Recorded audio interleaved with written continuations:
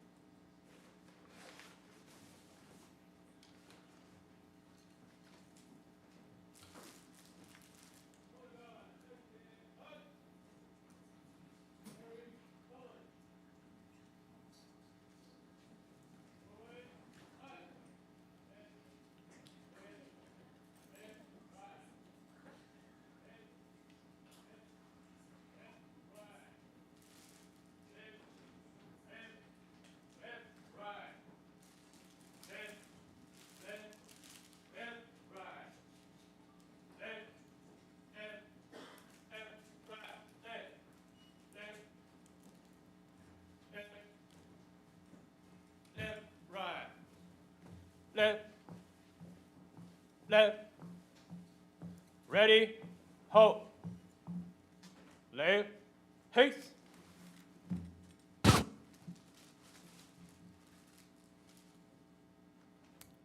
Please join me in saluting the flag. Present colors. I pledge allegiance to the flag of the United States of America and to the republic for which it stands, one nation, under God, indivisible, with liberty and justice for all. Order, arms. Right, face. Forward, march. Left, left, left, right. Left. Ready, halt. Ready, pose.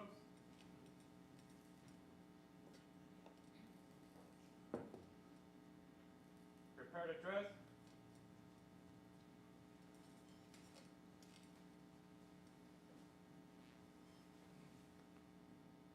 Dress. Detail, half step to the rear, march. Present, arms.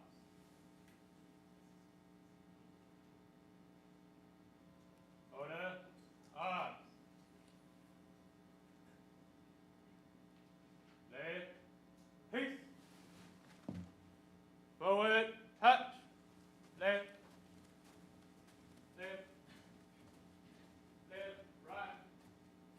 Left, left, left, right, left, left, left. Thank you. Please be seated.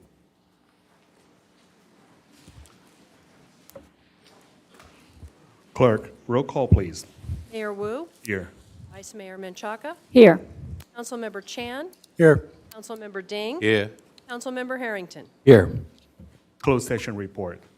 Our city attorney will now give the closed session report from the special meeting held earlier tonight. Certainly.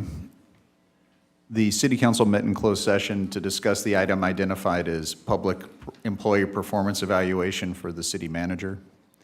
The City Council discussed that topic, but no reportable action took place. Mr. Mayor, that concludes the report. Thank you. We will now have some announcement from our Chief City Clerk. Tonight's meeting is live streamed on the city's online platforms. If you wish to address the City Council during tonight's meeting, we request that you please complete a speaker's card and hand it to the clerk staff in the lobby. When speaking, please state your name for the record. With the increased attendance for tonight's meeting, for everyone's safety, please keep all aisles and doorways clear. We also request that you please silence your cell phones at this time. Thank you. So, approval of agenda order. Or any objections to the agenda orders? I hear none. So next item, please. Presentations, recognition of outgoing and incoming mayors and vice mayor. Recognition of outgoing Mayor Harrington. If you have submitted a presenter card, when your name is called, please come to the podium to make your presentation.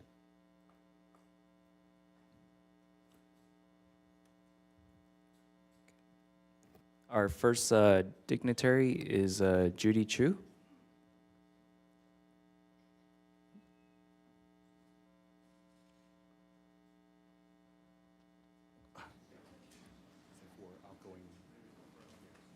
Oh, sorry, I apologize. For outgoing Mayor John Harrington.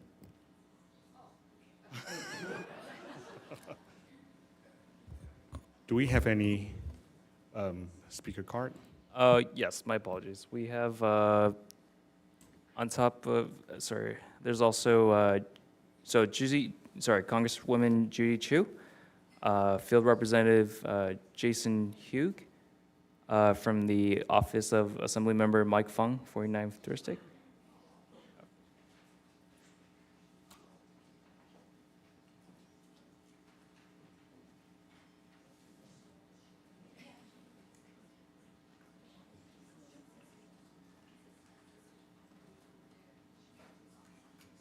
When your name is called, please step up to the podium to make your presentation.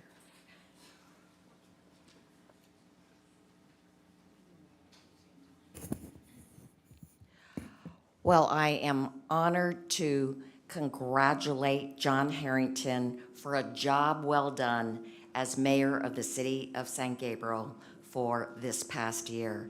I know that you have been very conscientious. I've seen you at all the important events of San Gabriel. Thank you for everything that you've done to help the city of San Gabriel become a better place. So I present this to you, and let's see. Should I-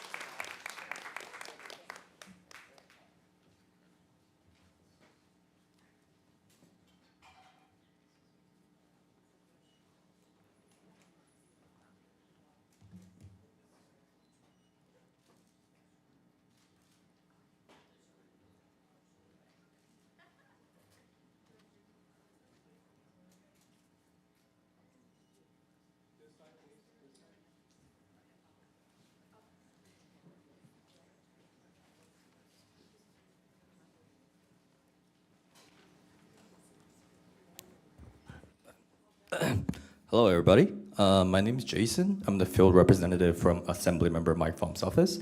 Thank you all for coming here, and thank you to the state staff for inviting me here. And I want to commend our outgoing mayor, John Harrington, for a year of awesome leadership and strong dedication to serve the city of San Gabriel, leading us to a better place. So we cannot thank you enough for your service. Thank you so much, sir.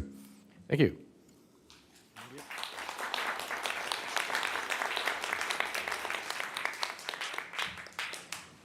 So next is Dara Smith, representing the Los Angeles County Office of Assessor, Jeff Prank.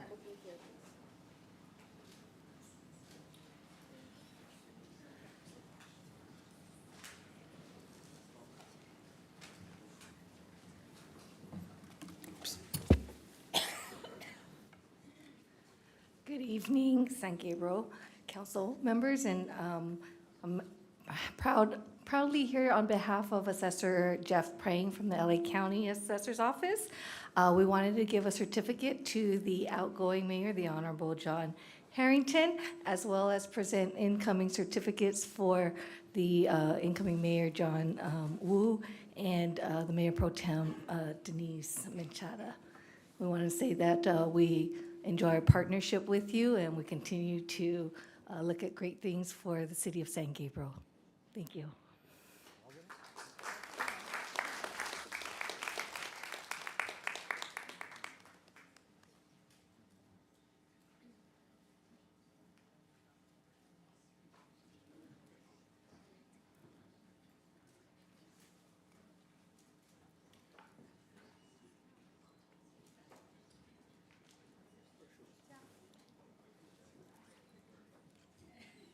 Okay, right here.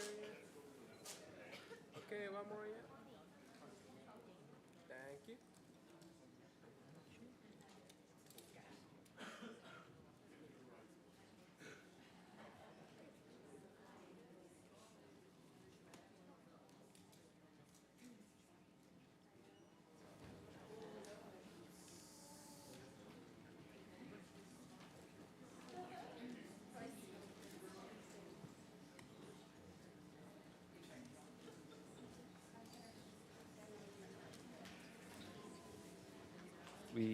The next speaker is from City of Diamond Bar, Walnut Valley Water District, Teresa Lee.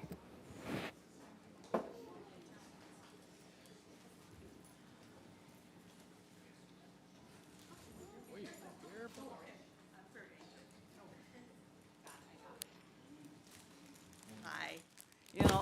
I'm here today on behalf of Diamond Bar. Obviously, my husband is the mayor pro tem for Diamond Bar, City of Diamond Bar.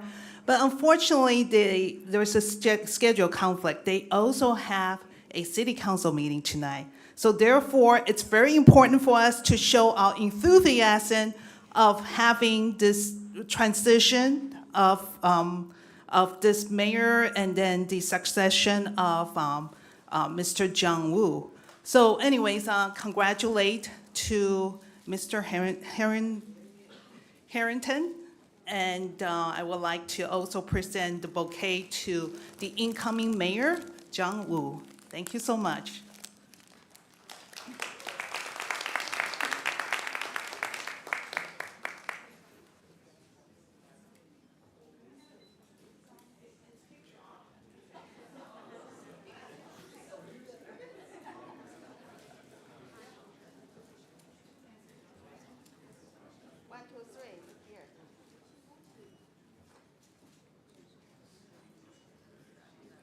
Okay, maybe one more for here, yeah?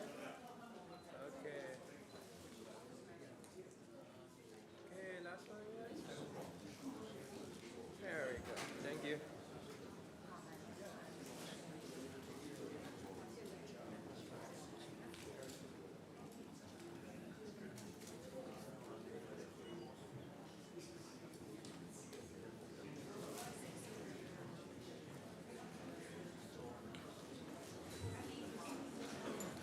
The next speaker that we have is from the office of Senator Rubio / City of Rosemead, Sandra Amarta Lopez. Good evening. Wow, what a great turnout. All because we're here to celebrate the amazing public servants here in the city of San Gabriel. My name is Sandra Amarta Lopez, and I'm here on behalf of State Senator Susan Rubio. For us, it's a bittersweet ending of the senator being your representative in Sacramento. So this is probably going to be the last certificate that you will be receiving from her office. But I do want to follow the protocol and make sure that we're recognizing the outgoing mayor, Mayor John R. Harrington. Thank you so much on behalf of the state senator. She really wanted to applaud you for the exceptional leadership that you've shown throughout this year. We know that there's a lot of there's so much going on in this world, and for you to have a steadfast leadership here in the San Gabriel Valley, and she wanted to recognize that. On a personal privilege, I'm also here on behalf of the city of Rosemead as a council member for the city of Rosemead. And again, thank you so much for your leadership. We are your neighbors, and we look forward to working with you as neighbors, because it's not city by city, it's a regional approach that we must all have. So congratulations, Mayor Harrington. I do have a certificate for you from the city of Rosemead and the office of Senator Susan Rubio. Thank you on both accounts.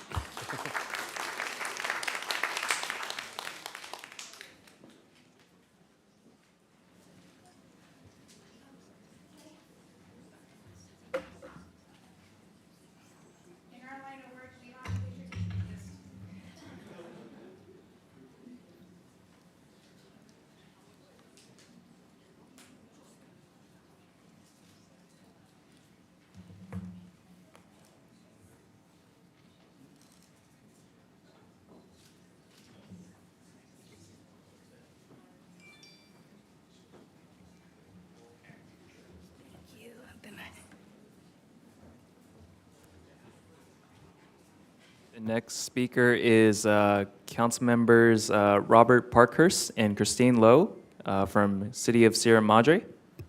Please come to the podium. Thank you.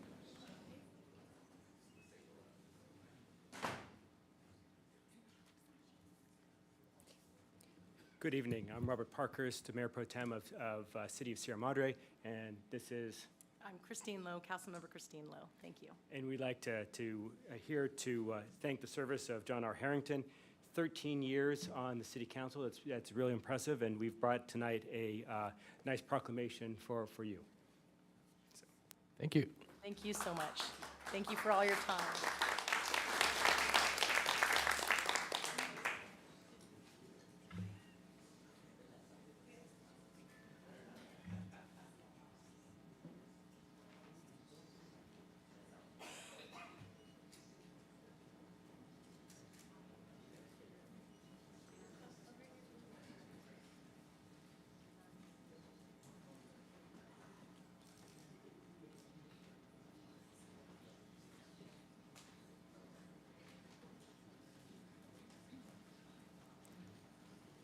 The next speaker is from the City of Arcadia, Councilmember Paul Chang.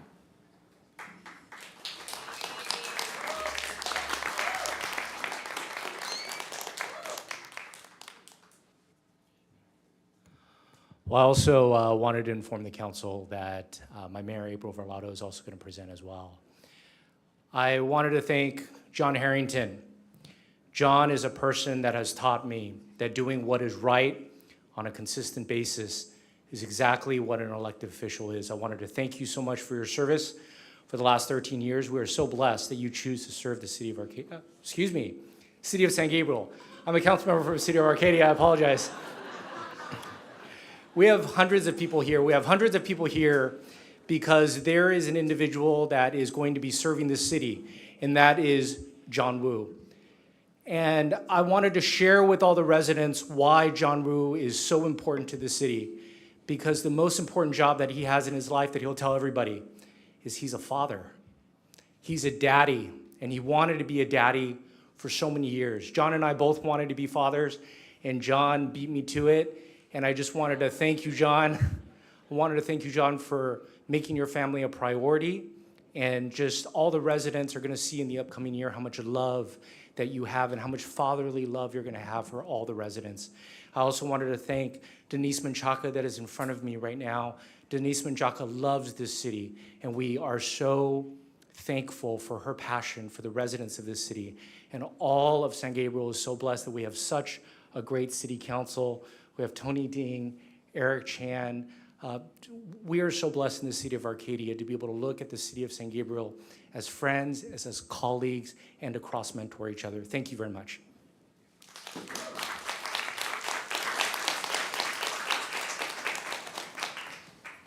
The next speaker is from the City of Monterey Park, Mayor Pro Tem Vin No. Please come to the podium.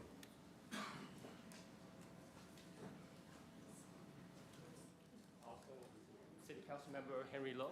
Hello. Good evening, everyone. We, your friendly neighbors, want to come by and say hi. John, congratulations. Your dedication and loyalty to the city of San Gabriel for over a decade. And then, of course, congratulations to our new mayor, John Wu, and also Denise Mancheco, who's been a fabric of this community for many years. So, Henry? Well, thank you, Mr. Mayor Pro Tem, and I think he said it well enough. But I always like to, when I come to these events, say that we are neighbors. We have shared interests, shared issues, and I think that hopefully we can all learn from each other in policy, in community relations, and issues of diversity and inclusion. And so certainly we are looking forward to working with our neighbors. So congratulations. So. One more item. Also, thank you for council members Eric Chan and also Tony Ding for your service. We follow protocol. We sent the certs in. So thank you. Yes. Thank you.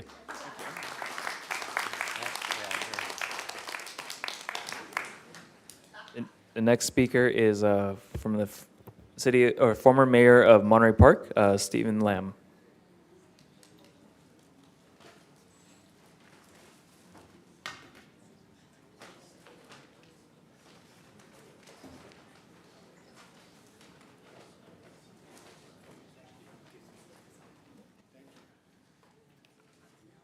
Good evening, everyone. I'm Stephen Lam, former mayor of Monterey Park. I'm here to thank all of you, the elected officials of San Gabriel, our neighbor city. Excuse me for my outfit today. I was playing golf today in Alhambra. Purposely choose close by so I can swing in and say a few words. First of all, I'd like to thank John Harrington for your leadership and hard work and dedication to this community.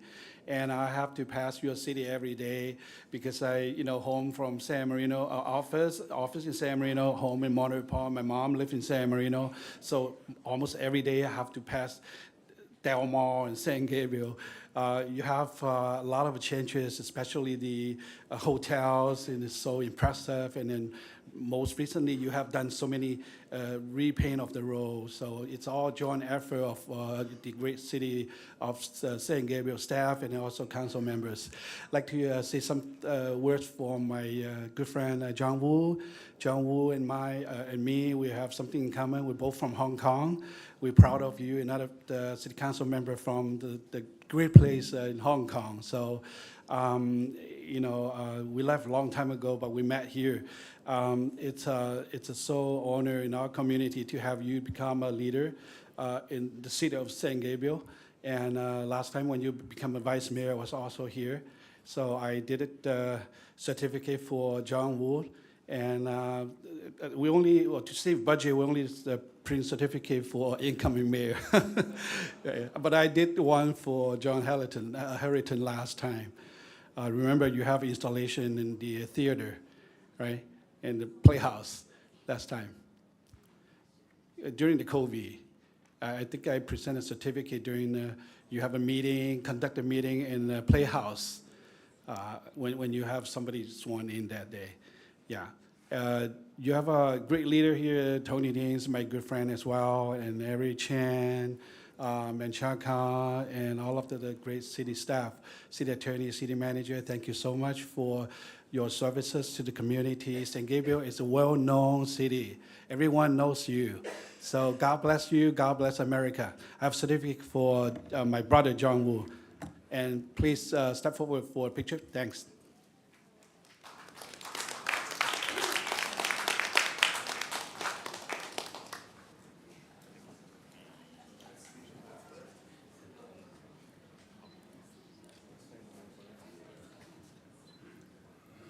For here yet.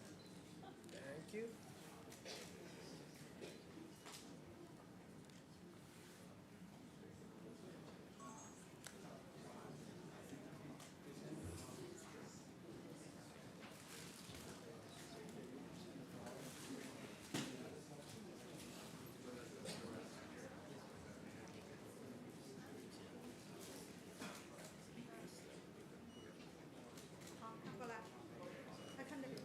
Okay, one more for here yet.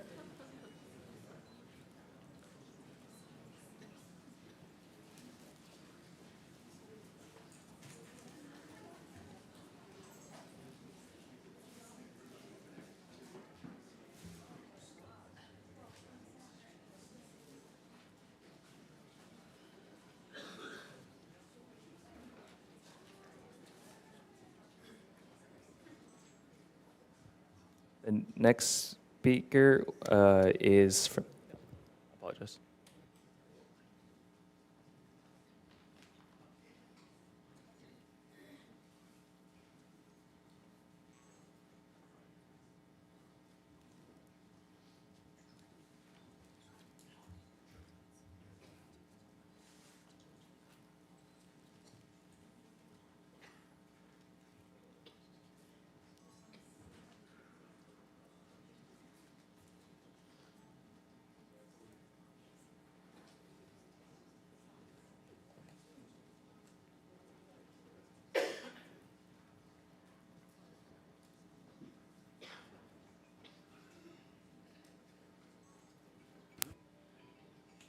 I'm very sorry for the confusion, but we had some misunderstanding at the beginning when we were talking about whether we were going to recognize each of our dignitaries individually.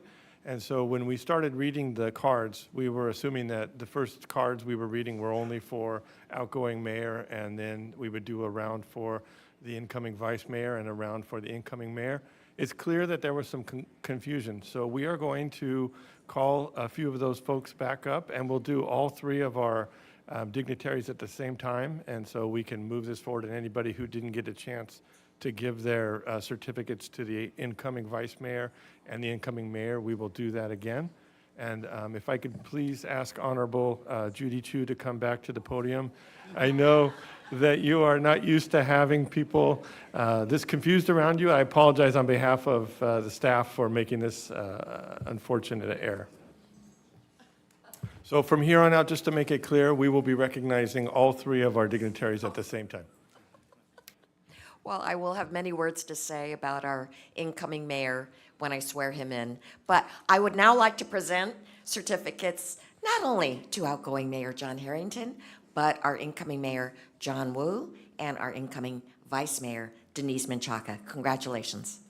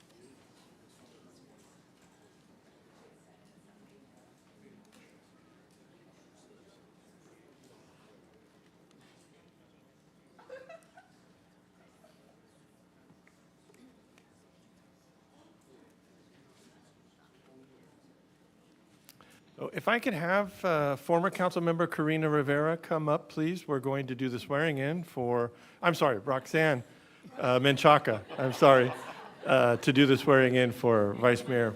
Yep. And John Menchaca as well.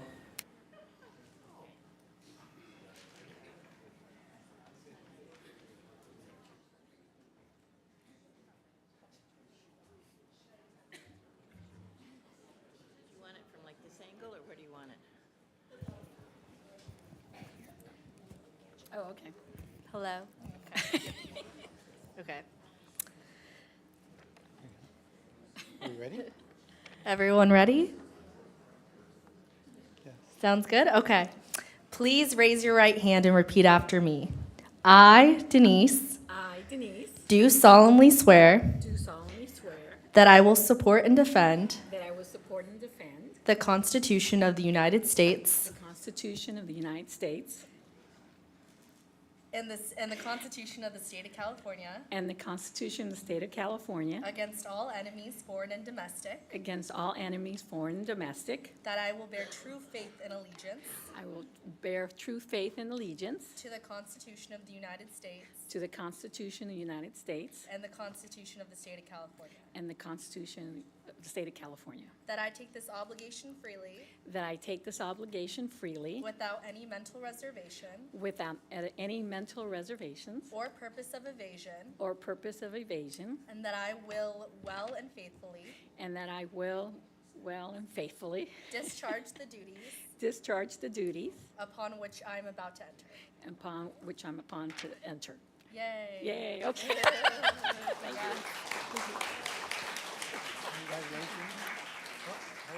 Oh, thank you.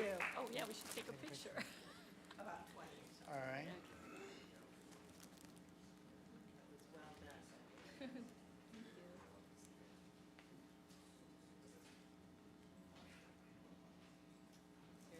then we'll look over there. Well, we're not done yet. Okay. Okay,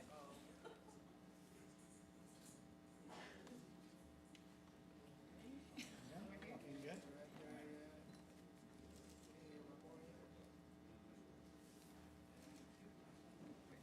Thank you.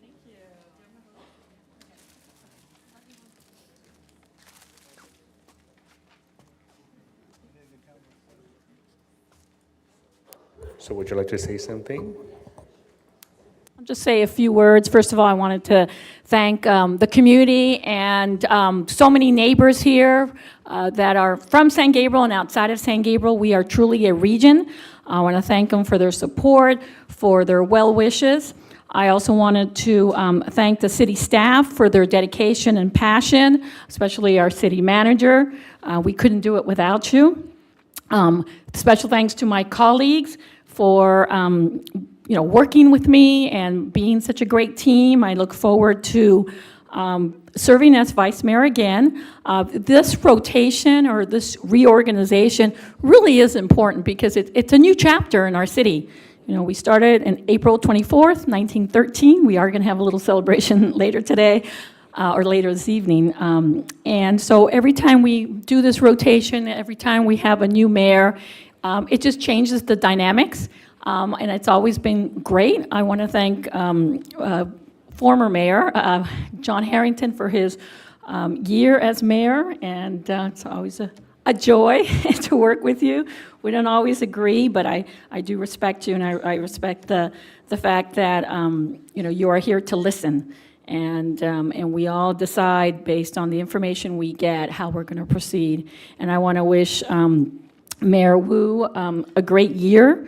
I am here to support and lend assistance when needed. And then lastly, of course, my family. I only have one of my kids here today, of course, my husband of 37 years next month. So they are my pillar of strength, and I could not do this public service without their love and their patience. So thank you again to everybody. Thank you very much.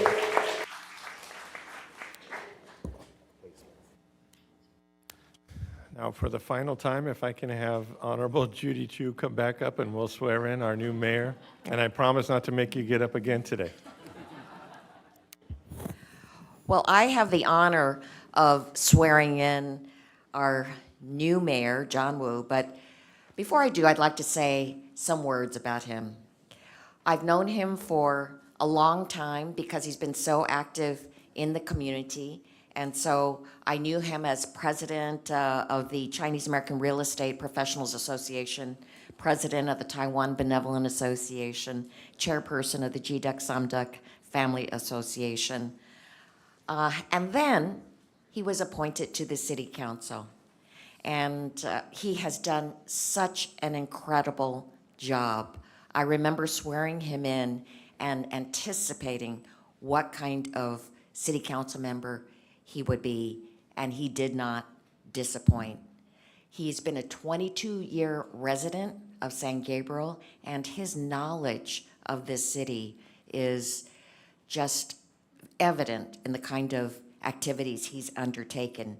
He's prioritized the safety of residents by advocating for our police officers and firefighters to have the resources they need to succeed. He's been committed to enhancing the infrastructure, engaging with the business community, and ensuring budget efficiency. He actively participates in business expos and encourages national brands to invest in San Gabriel, and he recently transformed the San Gabriel Lunar New Year by providing the connection to getting 1,000 lanterns there at the festival. It was very spectacular. And he is making sure that the people are served. In fact, he spearheaded the new senior haircut program in San Gabriel, providing complimentary haircuts to elderly residents once a month.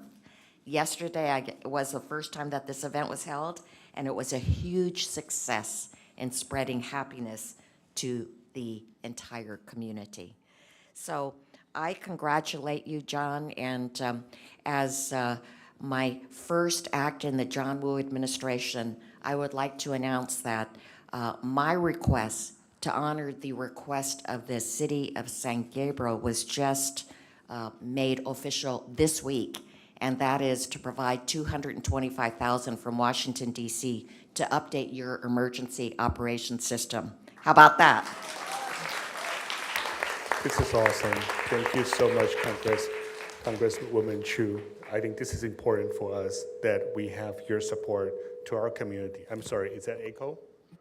Yeah, because we always like, yay, echo, more. But I think this is really a greatest gift to our community. And thank you so much for your long-term support, and I'll keep my good work. Thank you. So may I invite, I'm sorry.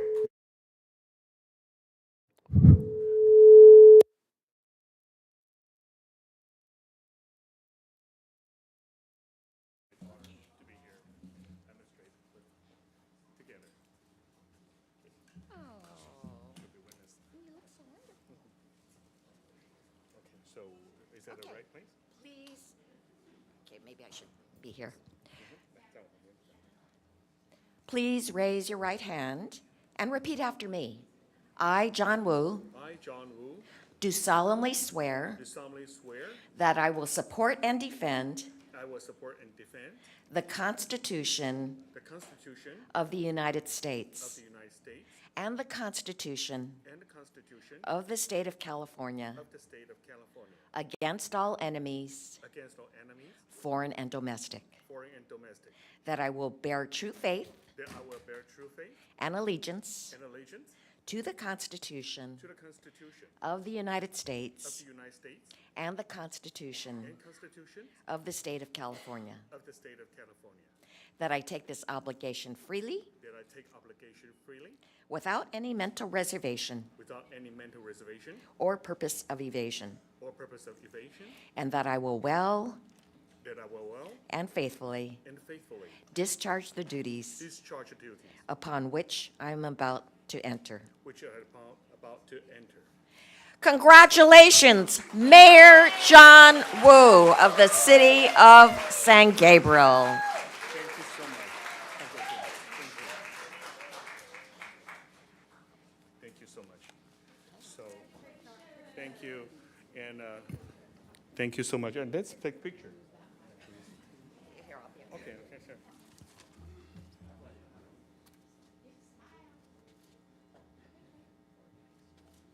Should I to the right? Yeah.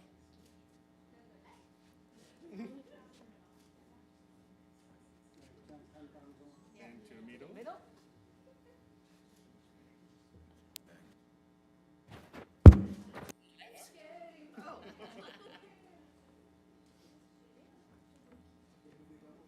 Okay, one more.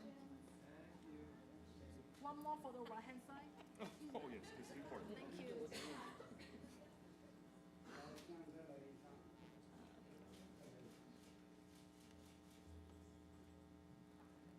Thank you very much. Thank you. Oh, wait, one more.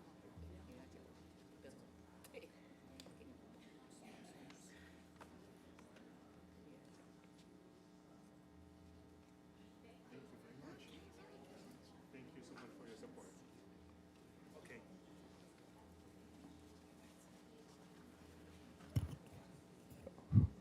So now I have a little announcement here because my daughter will have something to share with you. So this is a special things, little.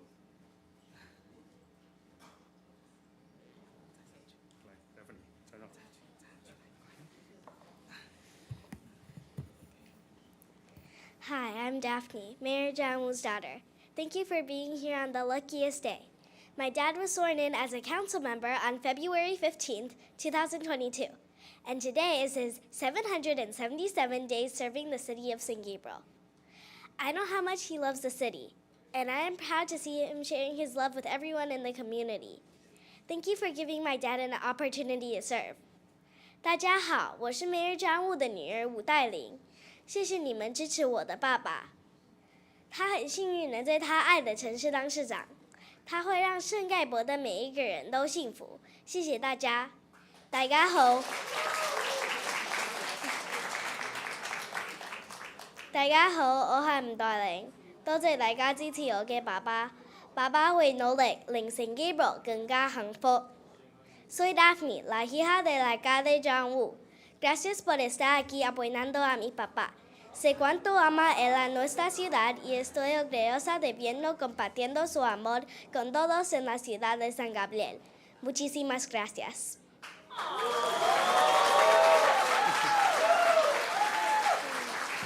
This is my daughter. Thank you. I'm so proud of her. But thank you so much for everyone just coming here today. And okay, so good job. Good job. Also. Wait.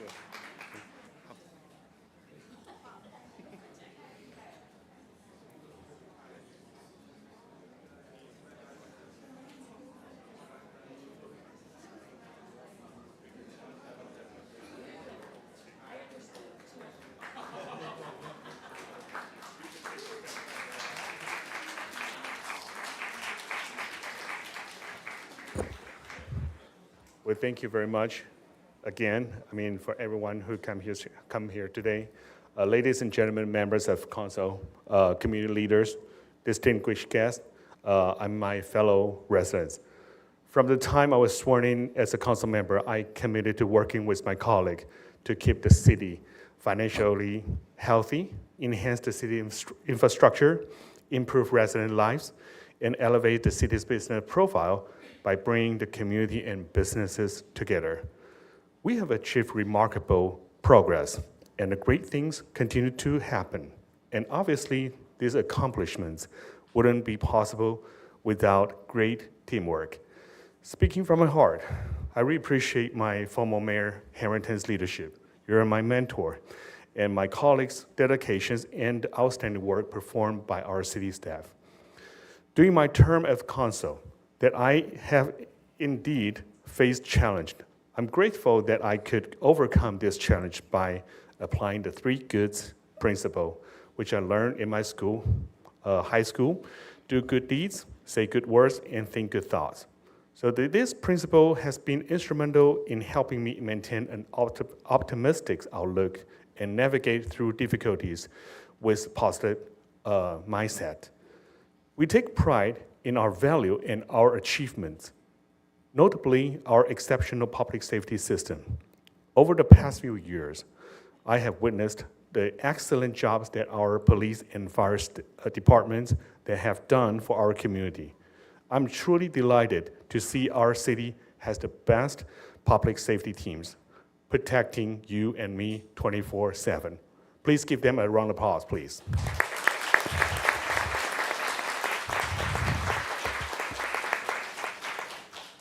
And in my coming year as mayor, I will continue to work with my Vice Mayor, Denise Menchaca, my colleagues and staff to bring our city more creative ideas and resources, welcome more friendships, and maintain the city in a good and stable operational pace. The key to binding us together is our love for the city. I would like to take the moment to thank my family, my wife, Sunny, my daughter, Daphne, my mom, Angela, and my sister Pauline for their understanding of sacrifice that made due to the time spending away from them, because I'm committed to bring our city a brighter future. My fellow residents, community leaders, ladies and gentlemen, I want to say thank you for truly believing in me, that I can make a safe, happy, prosperous city that people are proud of to be a resident of San Gabriel. This is my privilege in my lifetime to serve you. May God bless you. God bless St. Gabriel, and God bless America.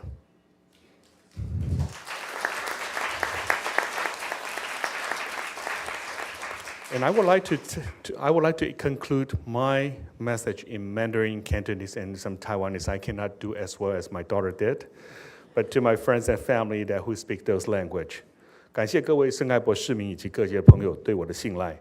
能担任市长这个职务，为各位服务是我毕生的荣幸。我与市议会及市府的同仁们，我们会继續為這個城市的商業經濟繁榮以及人人安居樂業而努力。衷心感謝咁多僑團領袖今日到場表達支持。未來如果有任何需要服務嘅地方，希望大家多多指教。各位朋友、各位鄉親時代，請感謝各位支持嘅愛護。我會繼續為咱聖加表這偉大嘅城市來打拼。And to the end, I would like to special thanks to Director General of Taipei Economic and Cultural Office, Mr. and Mrs. Amino Chi.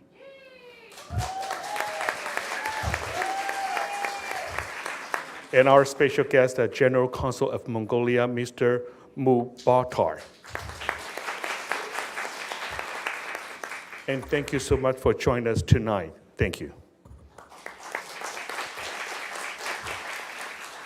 But there is one more thing I would like to present to my mentor, the former mayor, John Harrington, that he has done a great job in the past years, and I have learned a lot from you. So here's a little token from our city council, and would everyone join us? Let's present this for his great work. Thank you.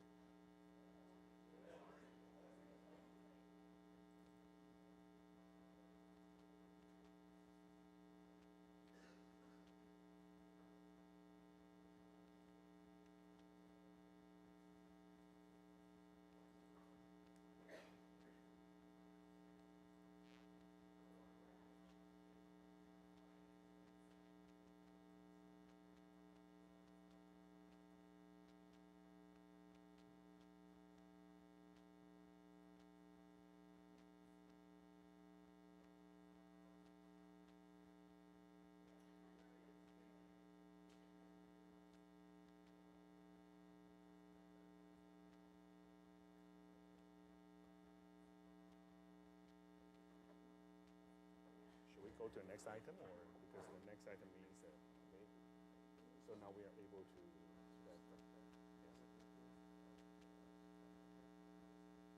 Yes. May I have our former mayor Harrington just say a few words? Certainly. First of all, I'd like to thank the council for this great gift. I really appreciate it. It's been a really wonderful year working with this team. My colleagues, I think all the other elected officials in the room, close your ears. This is the best council in the San Gabriel Valley, probably all of Southern California. I really do enjoy working with each and every one of you, so thank you. Staff, I think we have an excellent staff from the city manager down all the way down, so I really appreciate all the hard work that goes into it. A lot of times the public doesn't see all of the dedication and all the hours every single department puts in. So I, once again, appreciate staff. My family, I could not do this without my wife and kids. They give me inspiration and support. All the time we spend here, we're not able to be with them. And all the time we're at home, sometimes we're not even able to be with them because we're working on city business as well. So I really do appreciate everything that they give me, both in support and love and everything that, that you can get from your family. They've been doing it for a long time, and they've just always been an inspiration for me, so thank you. And thank you for everyone that came tonight to see our new mayor, new vice mayor, and outgoing mayor. I really appreciate everybody's attendance. It's really nice to see this crowd, so thank you, everybody.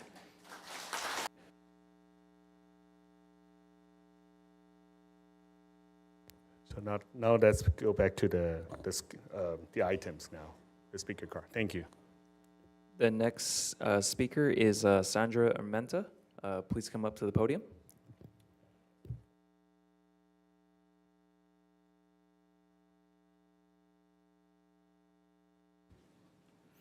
Thank you. Hello again. What a wonderful future we have in your daughter, Daphne. Oh my goodness, multilingual, but también en español. Bravo. Yeah.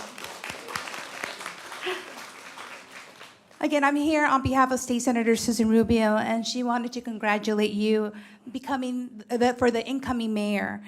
She knows that you're going to do a great job. Your integrity and your dedication to the city of San Gabriel and its residents is commendable. I know that you were first appointed in February of 2022 and then elected in November of 2022. So thank you so much. I have a certificate for Denise Menchaca. What can I say about Denise Menchaca?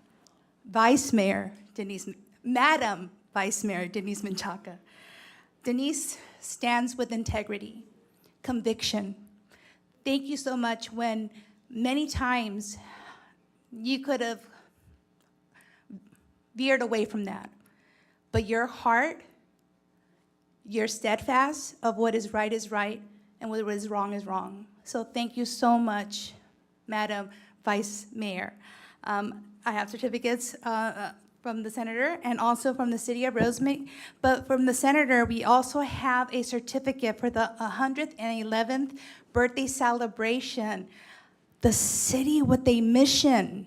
Not only that, but also the often called the birthplace of the Los Angeles region. So I look forward to working with you as council member for the city of Rosemead, but also continuing as district representative from the office of Senator Susan Rubio. So I have all these certificates for all of you.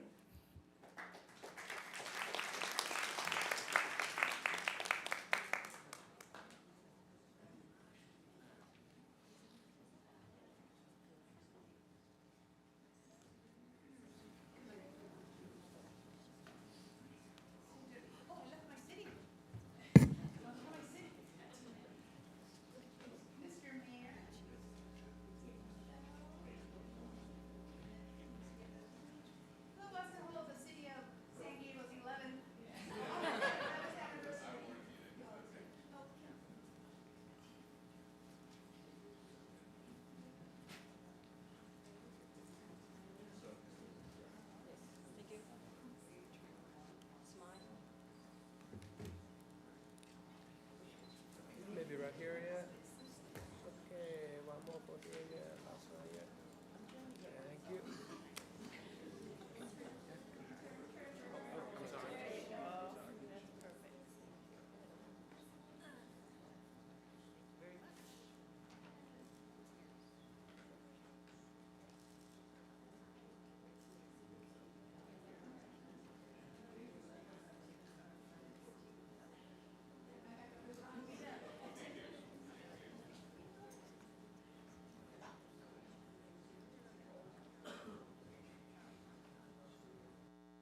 All right, so the next speaker is Field Representative Jason Hugh from the office of Assembly Member Mike Fung, 49th District. Hello again. This is Jason again from Assembly Member Mike Fung's office. Hi, sorry, just have a few more words to say about incoming Mayor John Wu and incoming Vice Mayor Denise Menchaca. So to the incoming Mayor John Wu, congratulations on a successful turn as the Vice Mayor, and thank you for your dedicated leadership and commitment to serve our residents. Even before, when I was a reporter in the region, I have already heard so much about Mayor Wu's active presence in the community and his dedication to serve. We truly appreciate you connecting with so many community members on a personal level. So thank you so much, sir. And to the incoming Vice Mayor Denise Menchaca, congratulations. With a rich experience in City Council and from our school district, I'm more than certain you'll do great as a Vice Mayor of San Gabriel. And I look forward to working with you in the future. So with that said, on behalf of Assembly Member Mike Fung, I would like to invite both of you up and present you guys with certificates in recognition of your hard work and contributions. Thank you.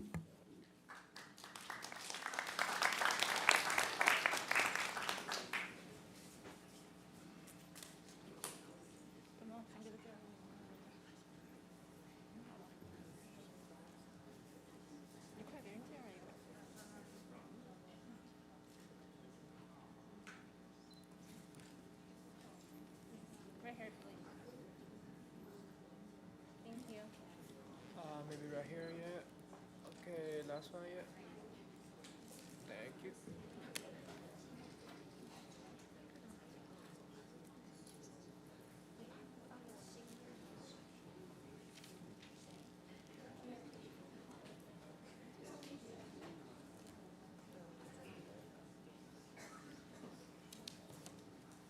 The next speaker is Mayor April Verlarto from City of Arcadia.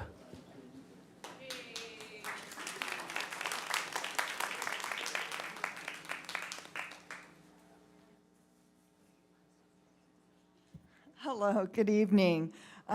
Thank you all for having me here and giving me an opportunity to speak. Is our other council member, Paul Chang, are you still here? Did I lose him? Our entire city council that's in town is here tonight. We should be having a council meeting tonight, but as you can tell, there was only 2 of us in town, so we had to cancel. So we got to be here instead, and I'm very happy, and it's my privilege and honor to be here. Thank you so much. And I just want to say, well, we've got outgoing Mayor John Harrington, incoming Mayor John Wu, and our new Vice Mayor Denise Menchaca. You know, it has been such a pleasure to work with each of you, and especially also Council Member Tony Ding and Council Member Eric Chen. We share so many of our residents, businesses, back and forth between our cities. It's so nice to have cities that we can reach out to. You support us in what we're doing in the city of Arcadia, and we're happy to reciprocate and support you in all that you do. We also share a bloodline in our city managers. Our city manager has the night off. I'm surprised he's not here heckling his brother. But it's very nice to see all of you and be able to recognize each of you. And I look forward to continuing our friendship, our partnership in supporting and sharing ideas and being neighbors and good neighbors to one another. So I do have certificates here. Yes, I only speak one language, barely. So I will not be repeating any of this in any other languages. So thank you so much, and congratulations to each of you, and thank you for your service and dedication to your communities.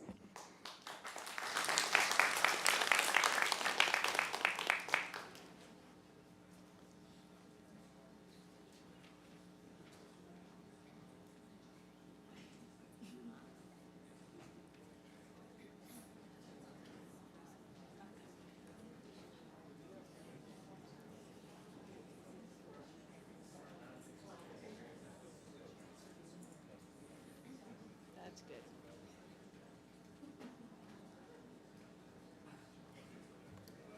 Okay, vamos por here yet. Thank you, last one yet. Thank you so much. I think I got some good ones for you, April. Give her one more just in case. Oh, never mind. I got a bunch.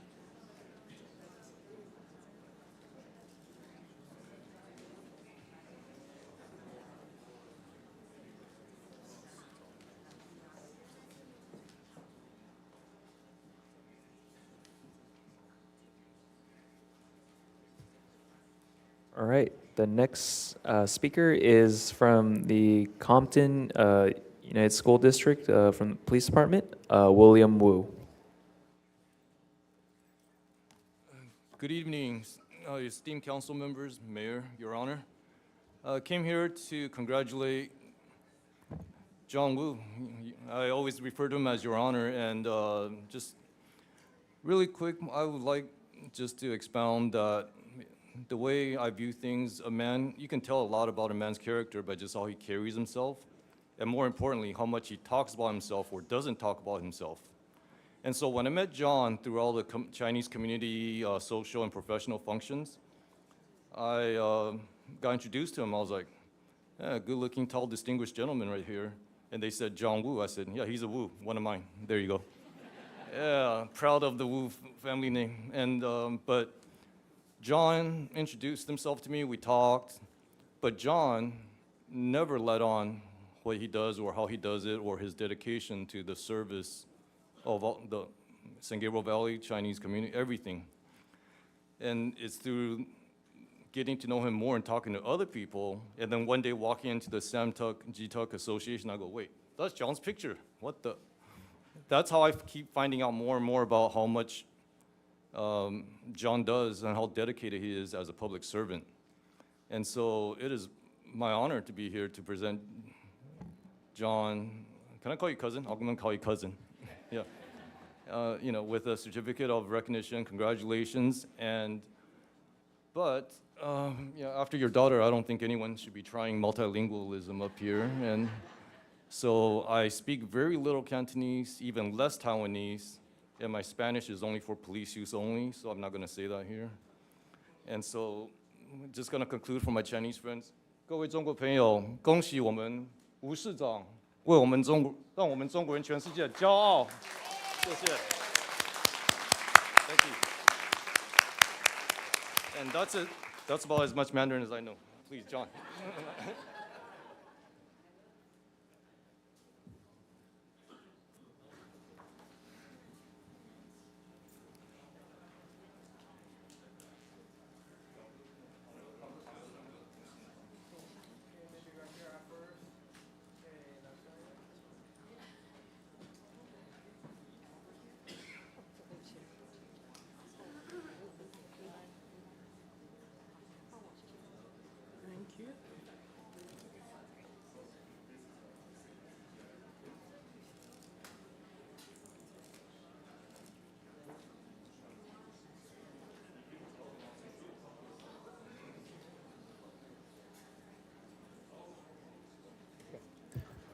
The next speaker is Director General Amino Chi from the Taipei Economic and Cultural Office in Los Angeles. Please come to the podium.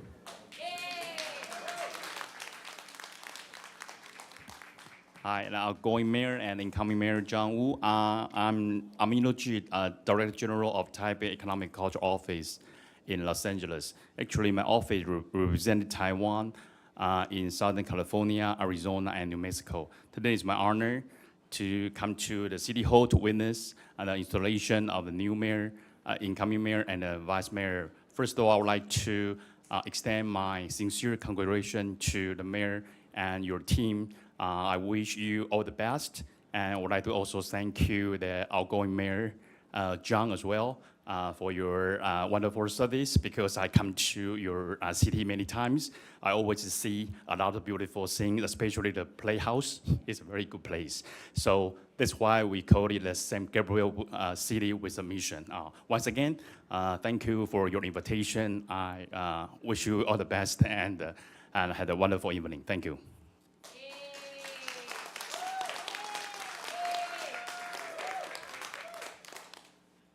All right. The next speaker is Lisa Yang from U.S. Fujian General Chamber of Commerce.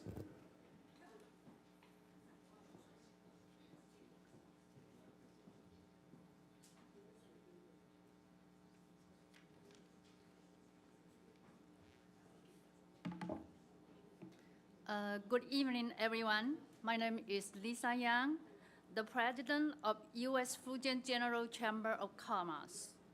Tonight is a special night for John, my good friend.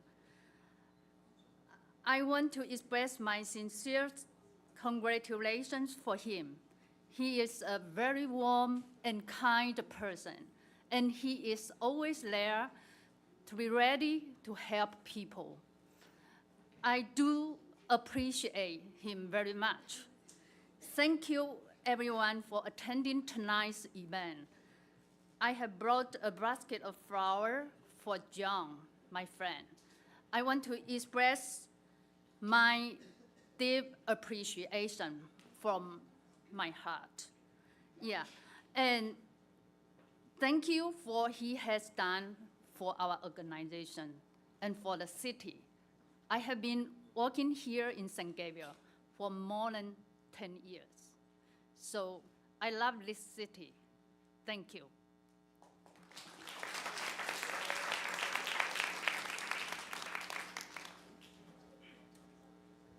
Next speaker is Stephen Lam from the U.S. General Chamber of Commerce for Hong Kong, Macau, and Guangdong.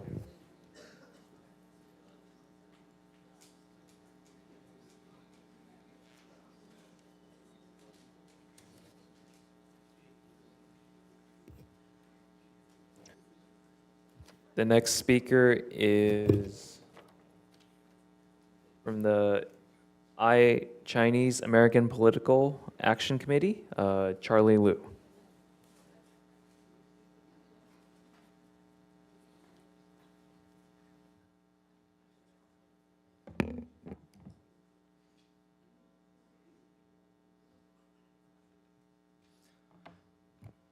Good evening, City Councils. I'm Dr. Charlie Liu. I'm chairman of the Chinese American Political Action Committee. Tonight, we gathered here to celebrate Zhang Wu, a first-generation Chinese American immigrant, outstanding board member of IPAC, and a beacon of leadership in the community. His rise in the last 3 years to the mayor exemplifies American dream and serve as an inspiration for us all. I want to congratulate Zhang Wu for his leadership, unwavering commitment and dedication and sacrifice. His success reminds us we, regardless our country of origin, can unite behind our dedication to serve the country, to serve the community. Congratulations, Zhang Wu, for your past success. Looking forward for more, bigger success and contribution to San Gabriel City and beyond. Next, I would like to present a plaque for Zhang Wu, and I would invite IPAC family to join me to take a group photo. IPAC family, please join me.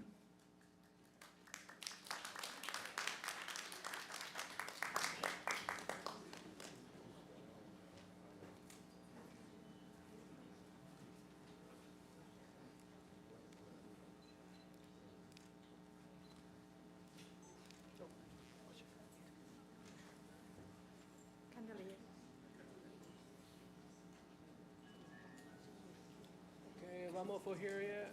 Last one yet. Thank you.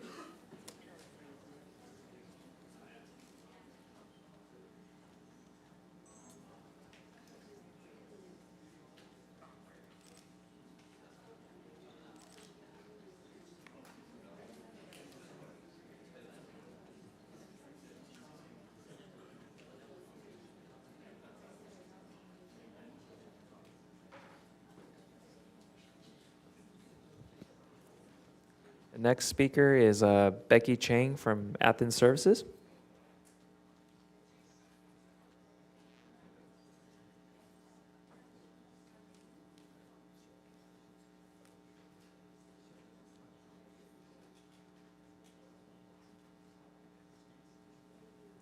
Thank you.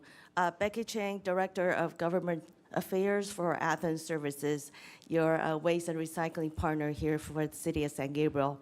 On behalf of 2,600 employees of Athens Services, and in particular, the Vice President of Government Affairs, Elizabeth Ramirez, I'd like to congratulate our Council Member Harrington for another wonderful, exceptional year as mayor leading the city.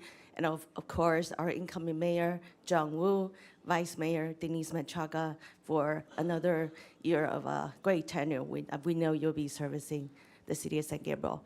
Athens Services look forward and is honored to continue serving alongside with city staff, council member for the city residents of San Gabriel. Thank you and congratulations.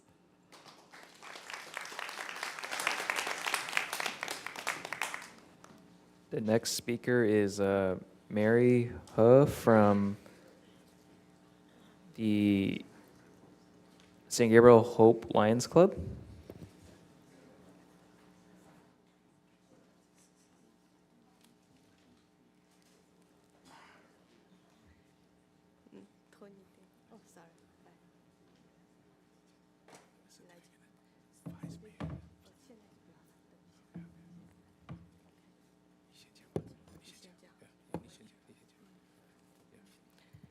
On behalf of San Gabriel Hope Lion Club, I present certificate to Vice Mayor Denise Machanga. Congratulations.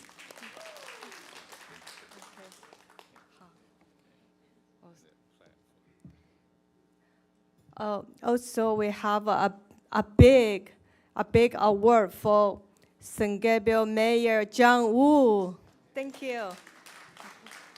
Yeah, thank you, the Mary. I'm the San Gabriel Hope Line Club current president. That's our first vice president. But I know the vice mayor Manchanka and Mayor Wu. It's also our Hope Line Club member. So yeah, our member, you know, it's I just say we have the like a yearly duty, but the most will be go to our international, the Lions Club, for them, but almost half. But we still use another half for our community service. So like Lion Club, the mission is we serve, similar to our council member too. We serve our community. So yeah, and because we have the budget problem, so for the Denise Machenga, only this paper certificate, and give it to the mayor. It's John Wu. It's a nice plaque. Okay, all right. So we need a control budget, same to the city too, right? Okay, congratulations. I want to let someone else can speak. So we can it's a Line Club member. Please come forward and have take a group photo with our mayor and the vice mayor. Yeah, but by the way, I still want to thank our outgoing the mayor Harrington.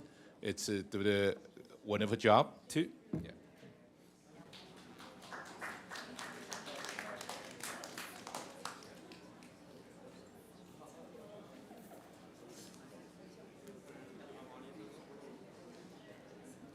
We got all the important people here. I gotta get it to come in and get them all in. Get them all in.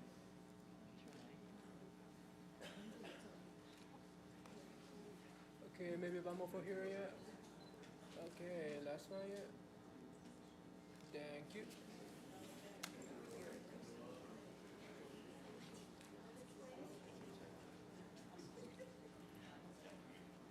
I couldn't get them all in. It's too, I can't get everybody.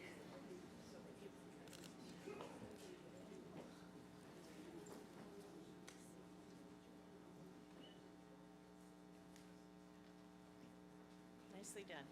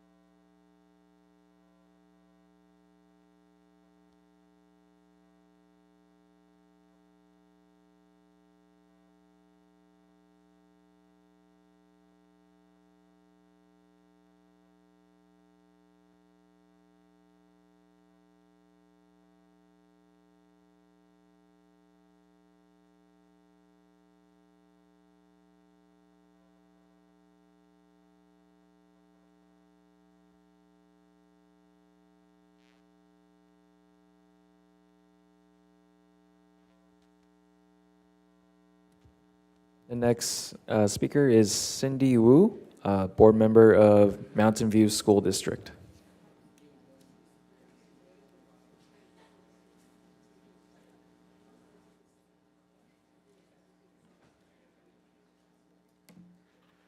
Good evening, Mayor, City Council, and immediate past Mayor, Mayor Harrington. Thank you all for what you do on a daily basis. My name is Cindy Wu, board member with Mountain View School District. I first had the opportunity of knowing John when I first got involved, kind of new to the San Gabriel Valley as far as in the real estate industry. And I attended John's installation as president for the Chinese American Real Estate Association. And I was amazed at the presence that he had from the National Association of Realtors as well as the California Association of Realtors. And from then, I had the chance of really getting to know him, just seeing him around the community in real estate, and of course, later on, being involved with the city government. And it's incredible to watch your journey, Mayor Wu, with all that you've accomplished, and the festive that's here today. So thank you all for what you do, and representing the city of myself, but also the first Taiwanese Chinese elected. We're proud of the energies that you bring to the city of San Gabriel. As the first Taiwanese Chinese elected in the city of Almonte, South Almonte, we're welcome to continue our partnerships and continue of working together. Thank you.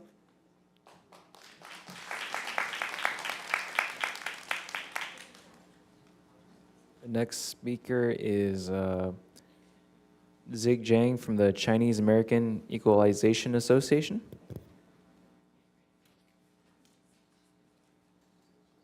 Yeah, hi, good evening, everyone.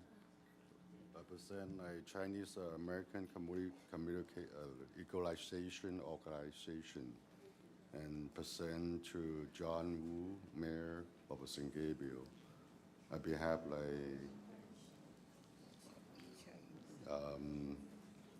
I know like John's been doing a lot of good work, and then hopefully he will keeping up for the community. Yeah, so I represent to John. Congratulations. Congratulations.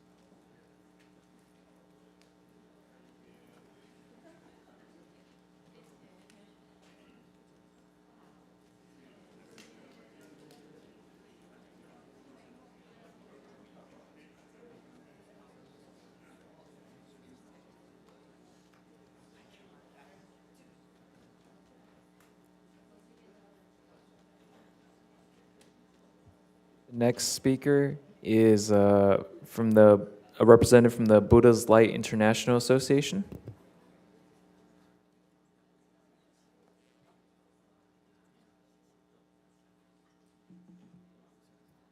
Good evening. To save time, the University of the West and BLIA will share this podium tonight. Good evening, Council Mayor, Outgoing Mayor Harrington, and Vice Mayor and City Council member. On behalf of Fo Guang Shan Shi Lai Temple in Hacienda High, and Fo Guang Shan Buddha Light International Association, and also Fo Guang Shan University of the West in Rosemead, California, your neighbors. We are here to extend our warmest congratulations to our incoming mayor, John Wu. We believe you will uphold the highest standard of the public office and continue to be a visionary leader for the community and champion for all the welfare of the citizen and education. Thank you very much, and we wish you a lot of success. Tonight, we have a certificate of appreciation for our outgoing mayor, John Harrington, to our mayor, John Wu, and to our vice mayor, Denise Machega. But before we present the certificate of appreciation and congratulations, I would also want to say, Mr. Mayor, we are very proud of you.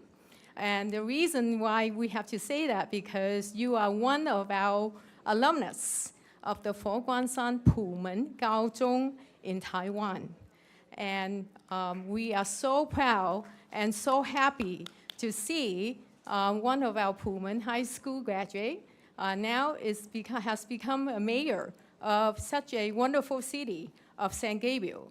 And we're wishing you a lot of success, and we think that this is just the beginning of your political career. And we're looking forward to congratulate you more in the future. 我们今天为我们亚裔团体骄傲，因为有这位庄务为我们代表我们中国人在 San Gabriel， 谢谢。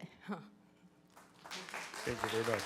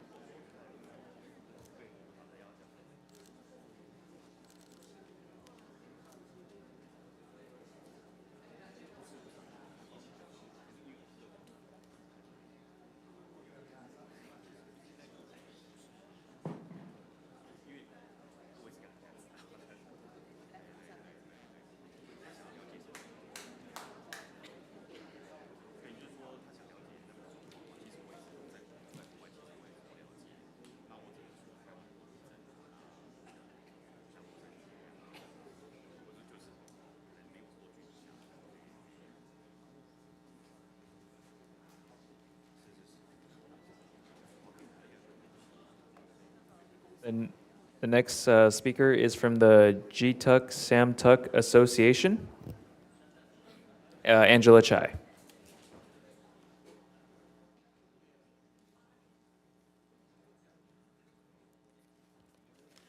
Good evening, everybody. Congratulations, incoming Mayor John Wu.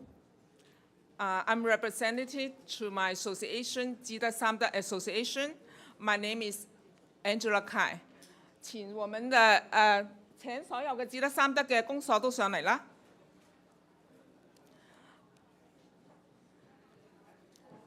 我哋喺度熱烈咁樣祝賀吳程遠中長成為我哋Jida Samda公所嘅代表，就係話佢係成為聖基表市市長。Jida Samda公所係由吳州蔡雍曹5姓嘅始祖組成嘅，至今已經有140多年嘅歷史。吳程遠先生長期為社區服務，活躍於僑社。喺8年前，佢係被我哋5姓始祖嘅宗親選為公所嘅主席。佢年輕有為，做事勵志勤奮，對朋友熱情，對社區活動努力咁樣幫忙，受到咗宗親嘅讚賞。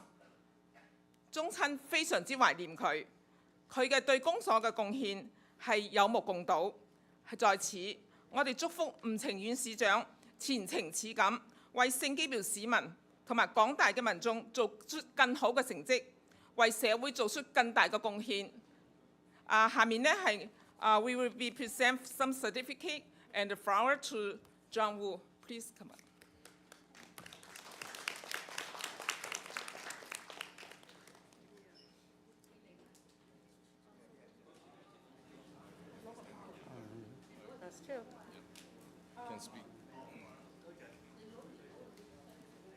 仲有請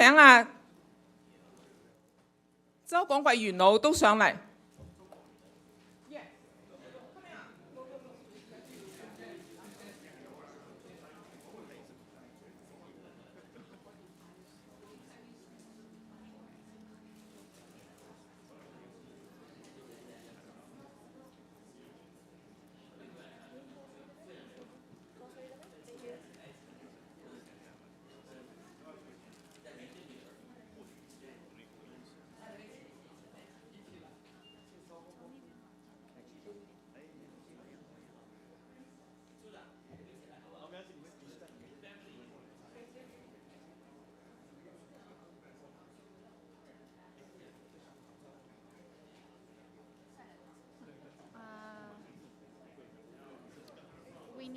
to squeeze together.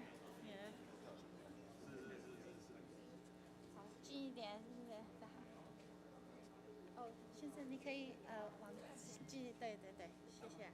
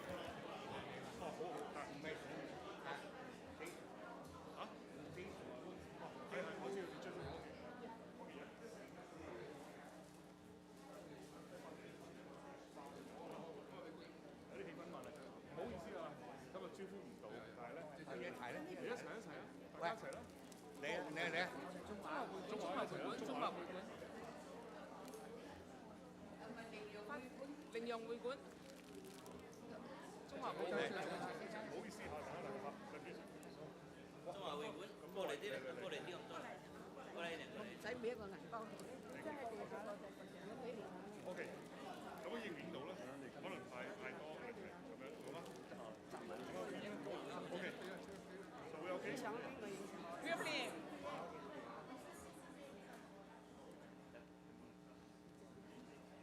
邊位應？邊位應啊？有冇人影相？不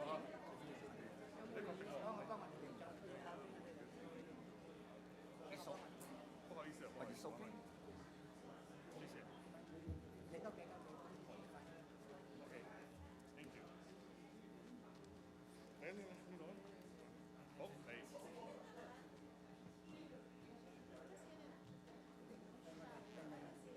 好嚟。OK，thank you，多謝。哎，那等一下，我们这个要一个一个过来。不好意思，我们很快。Lin Yang Association。你要打开，领用會館啊！再幫我。你靠近一點，來，你靠近一點，我才可以拍到。佢影咗咯。大哥，看我，好，謝謝你，好，看我，不要動，好，謝謝。來，大哥，看我，看我，看我。好，謝謝，謝謝。沒有，沒得，沒得。哎呀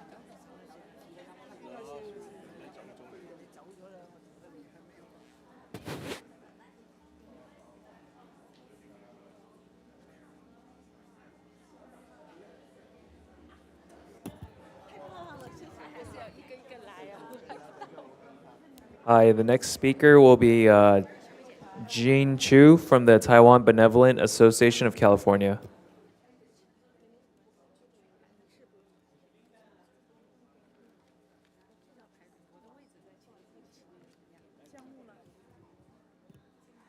Mayor Wu, Vice Mayor, Mayor Harrington, on behalf of Taiwanese Benevolent of California, congratulations to fellow Taiwanese American being elected mayor of San Gabriel. And I would like to invite you to join in the future, join with our events. Thank you very much and congratulations. And I would like to ask our group take a group picture. Thank you. Thank you. Let me make a short announcement. I really appreciate that your invitation, but however, I mean, excuse me. I would like to make sure that everyone clear that we will just have everyone finish their presentation. Then we will take a photo right after that. We will have a recess time. There will be a celebrating of our city's 111 years old. So we will have a chance to take a photo. But at this moment, let's finish the first part, which is the presentation. Thank you. The next speaker will be Sunny Chen from North America Chinese University Alumni Association. Sorry, yeah. Congratulations, John Wu. We're proud of you. Congratulations on becoming an incoming mayor. And also, thank you, John Harrington. Thank you, the outgoing mayor. I know, so you work hard. You are a working hard person, both of you, make the city better. I think in the future, we believe you will make the Chinese American community better. You will make the San Gabriel city better.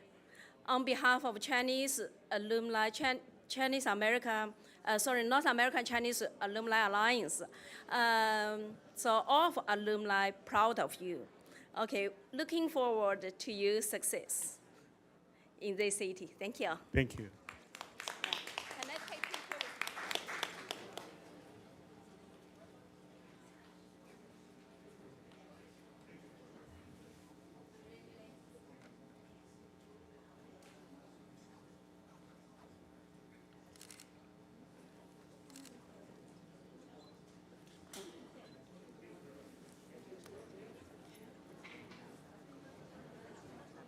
The next speaker is Cecilia Shi from the International Youth Fellowship.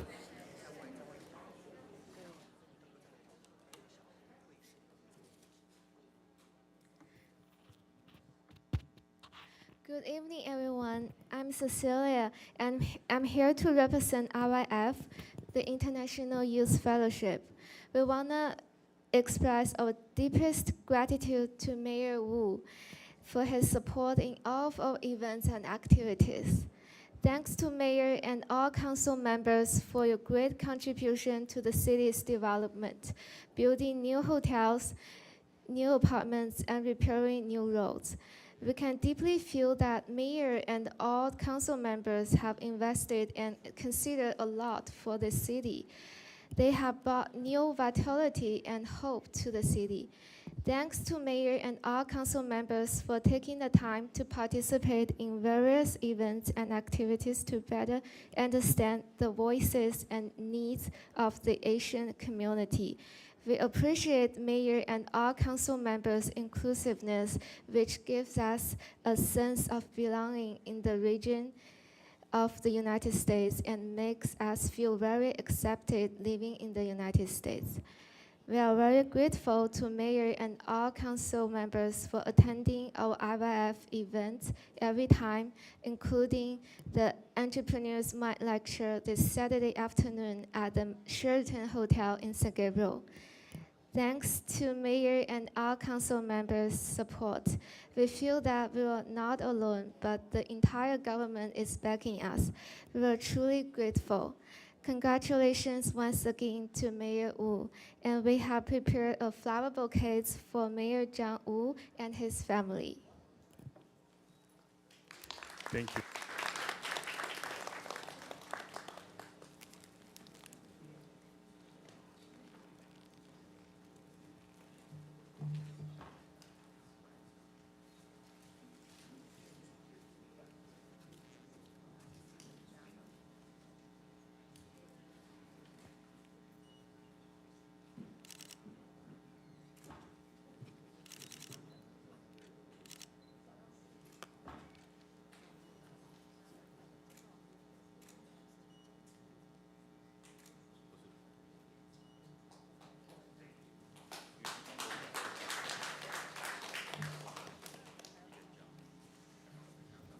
The next speaker is Suju Zhang from RCAO.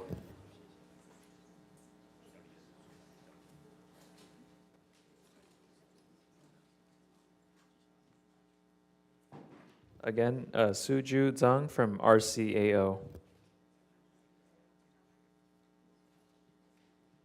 Next speaker is Phyllis Ling from Historic Cultural North Neighborhood Council.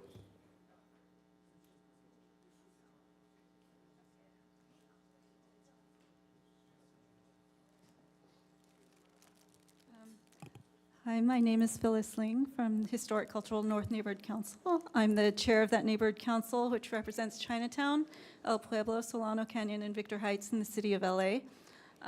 My neighbor actually told me about this wonderful celebration today. She's with the Jitak Samtak Association. So that's why I'm here, and I'm here to congratulate you, incoming Mayor John Wu. So thank you.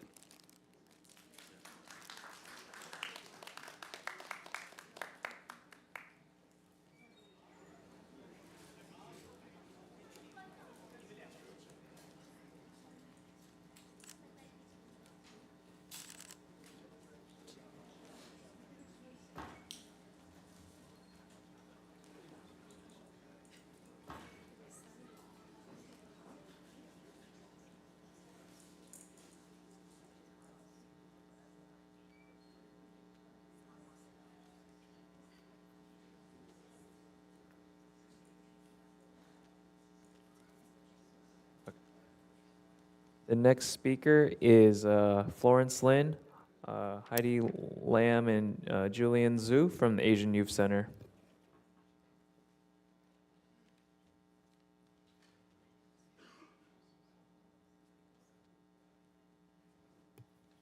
Hi, dear new City Mayor John Wu and Vice Mayor Denise Machaka, and also our past Mayor John Harrington, and also previous Mayor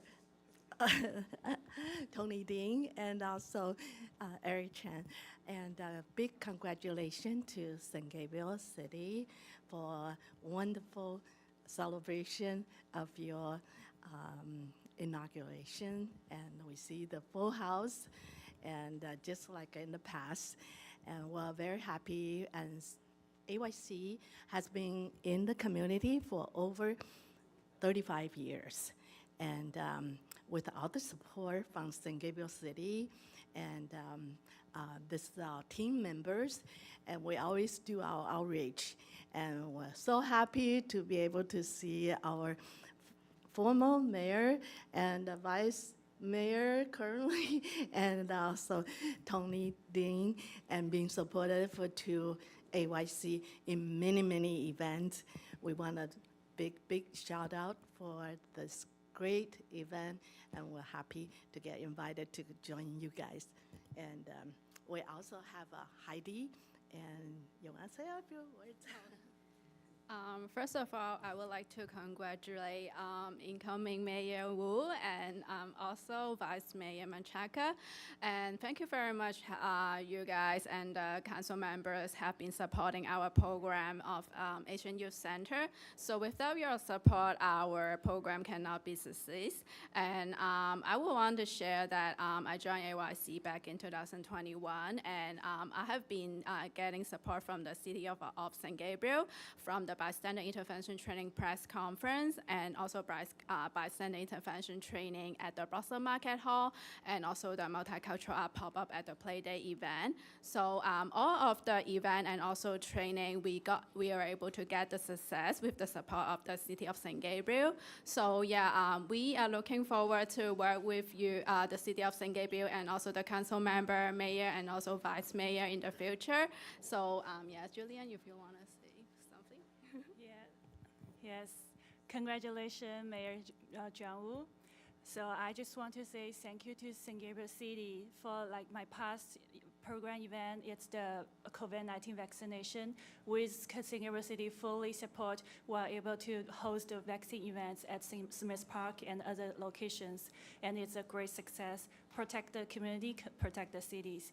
And I want to say thank you. And I'm looking for furthermore partnerships. And thank you for your support always. Well, thank you very much. Thank you, the AYC, for doing the great job for our community. And also, we'll be doing mental health. And Julian is going to be in charge of mental health. We'll have more events. We'll be supporting all the members or citizens in the Valley of San Gabriel.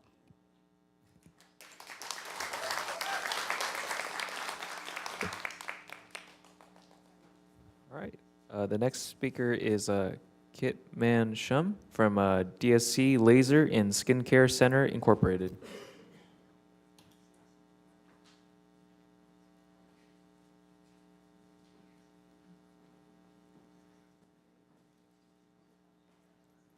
Hello, everyone. I just want to say hello and thank you. I'm, in St. Gabriel for 20 years, DSC Laser and Skincare Center, on behalf of my husband, Dr. Tony Shum, and John is wonderful.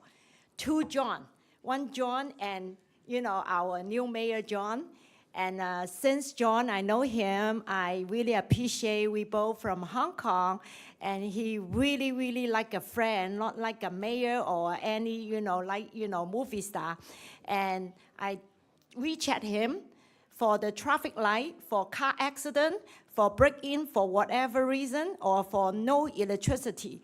He will come to my office to solve the problem and help our community. So I want to say thank you, and Japanese is arigato, and 谢谢, 感恩, thank you. I know you can speak more language than us, but appreciate you really good, and thank you all the our city helper and help our community continue to grow. Thank you. Thank you very much. The next speaker is Vivian Chen from Eve Aesthetics.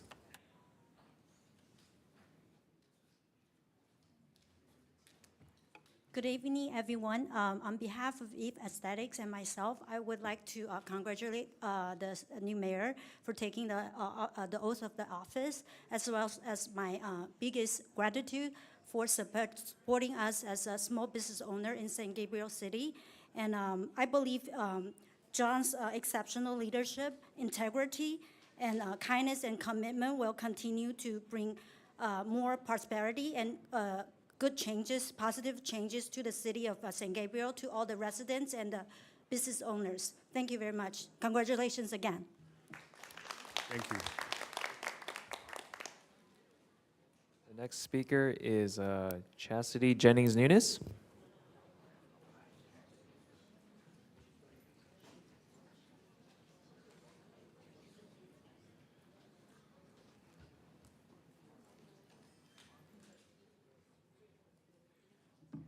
Good evening.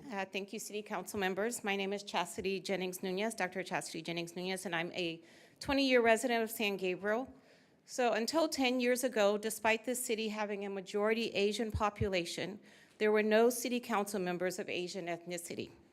The ideals, vision, and energy that have led to a City Council that is representative of our city's diverse population also manifested in the formation of the HERE Commission in 2020. Those ideals are still alive and well in our community, as is evidenced by the incredible showing of residents and stakeholders here tonight. It is with this same energy and desire to see San Gabriel continue its forward motion that I want to express my hopefulness about the tenure of Mayor Wu. I and many others appreciate that you have always been responsive to anyone who takes the time to reach out to you, and that you have been willing to talk and, more importantly, listen to our concerns, whether or not you shared their point of view. Your willingness to consider new information and modify your course based on additional knowledge and education exemplifies an elected official who strives to represent each resident in San Gabriel. It is fitting that today we celebrate our city's birthday, since with each birthday, we get older and hopefully wiser.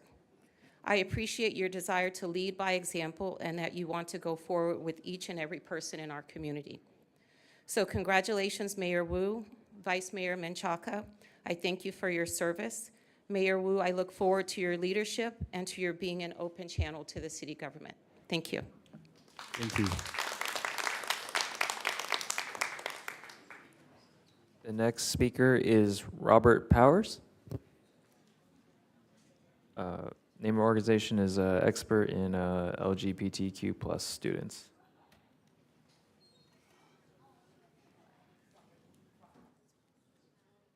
Again, Robert Powers.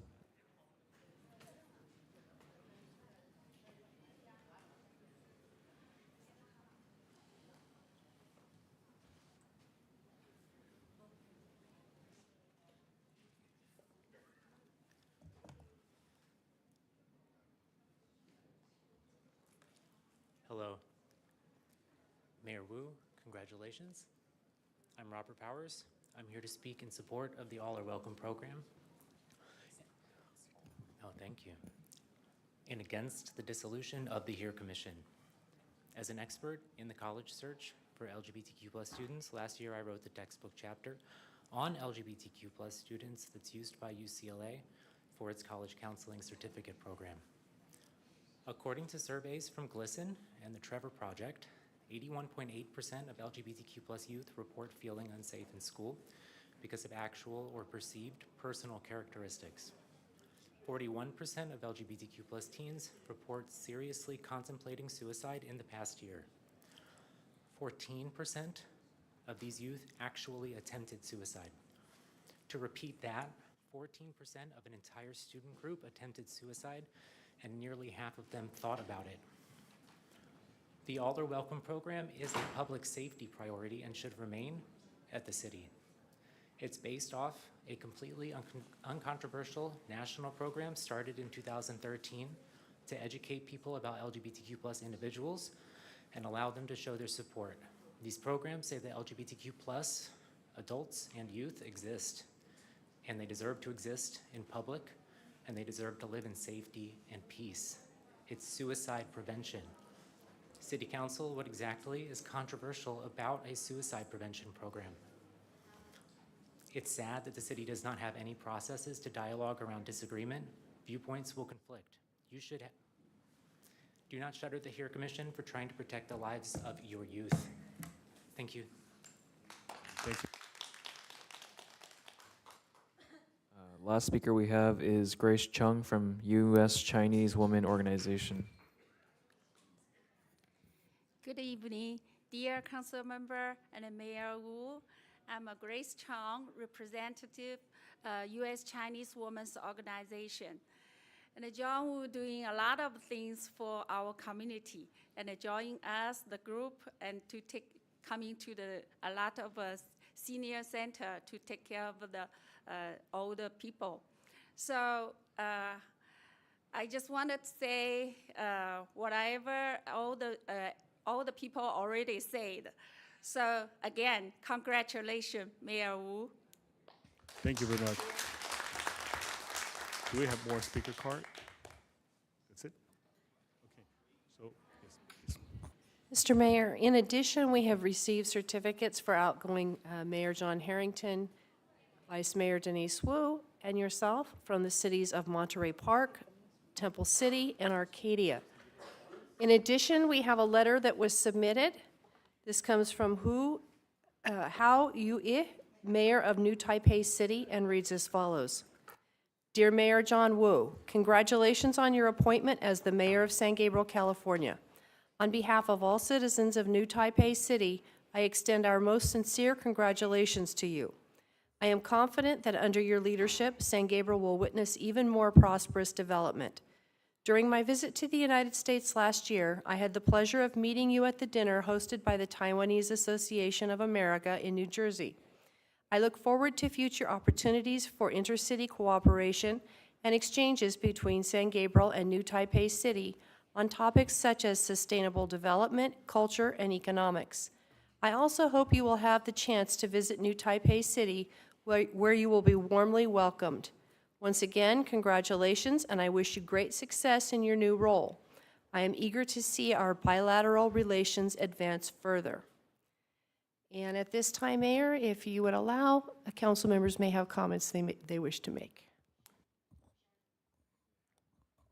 One more. Apparently, we have one more speaker.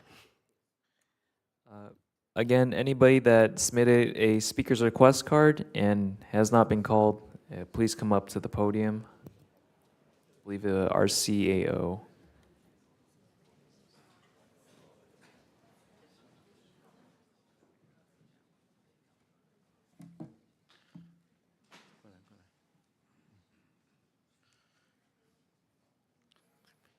And today is a good day. We represent the Chinese American Federation to Congress John Wu as appointed mayor. For the long time, John Wu serves the Chinese community as a different characters. But today, He's the pride of the Chinese community, which means more responsibility, representing not only Chinese residents, but also the whole city, the San Gabriel City. And we believe he can fully do the job and serve San Gabriel City. Best wishes for John Wu. Congrats again. Thank you very much.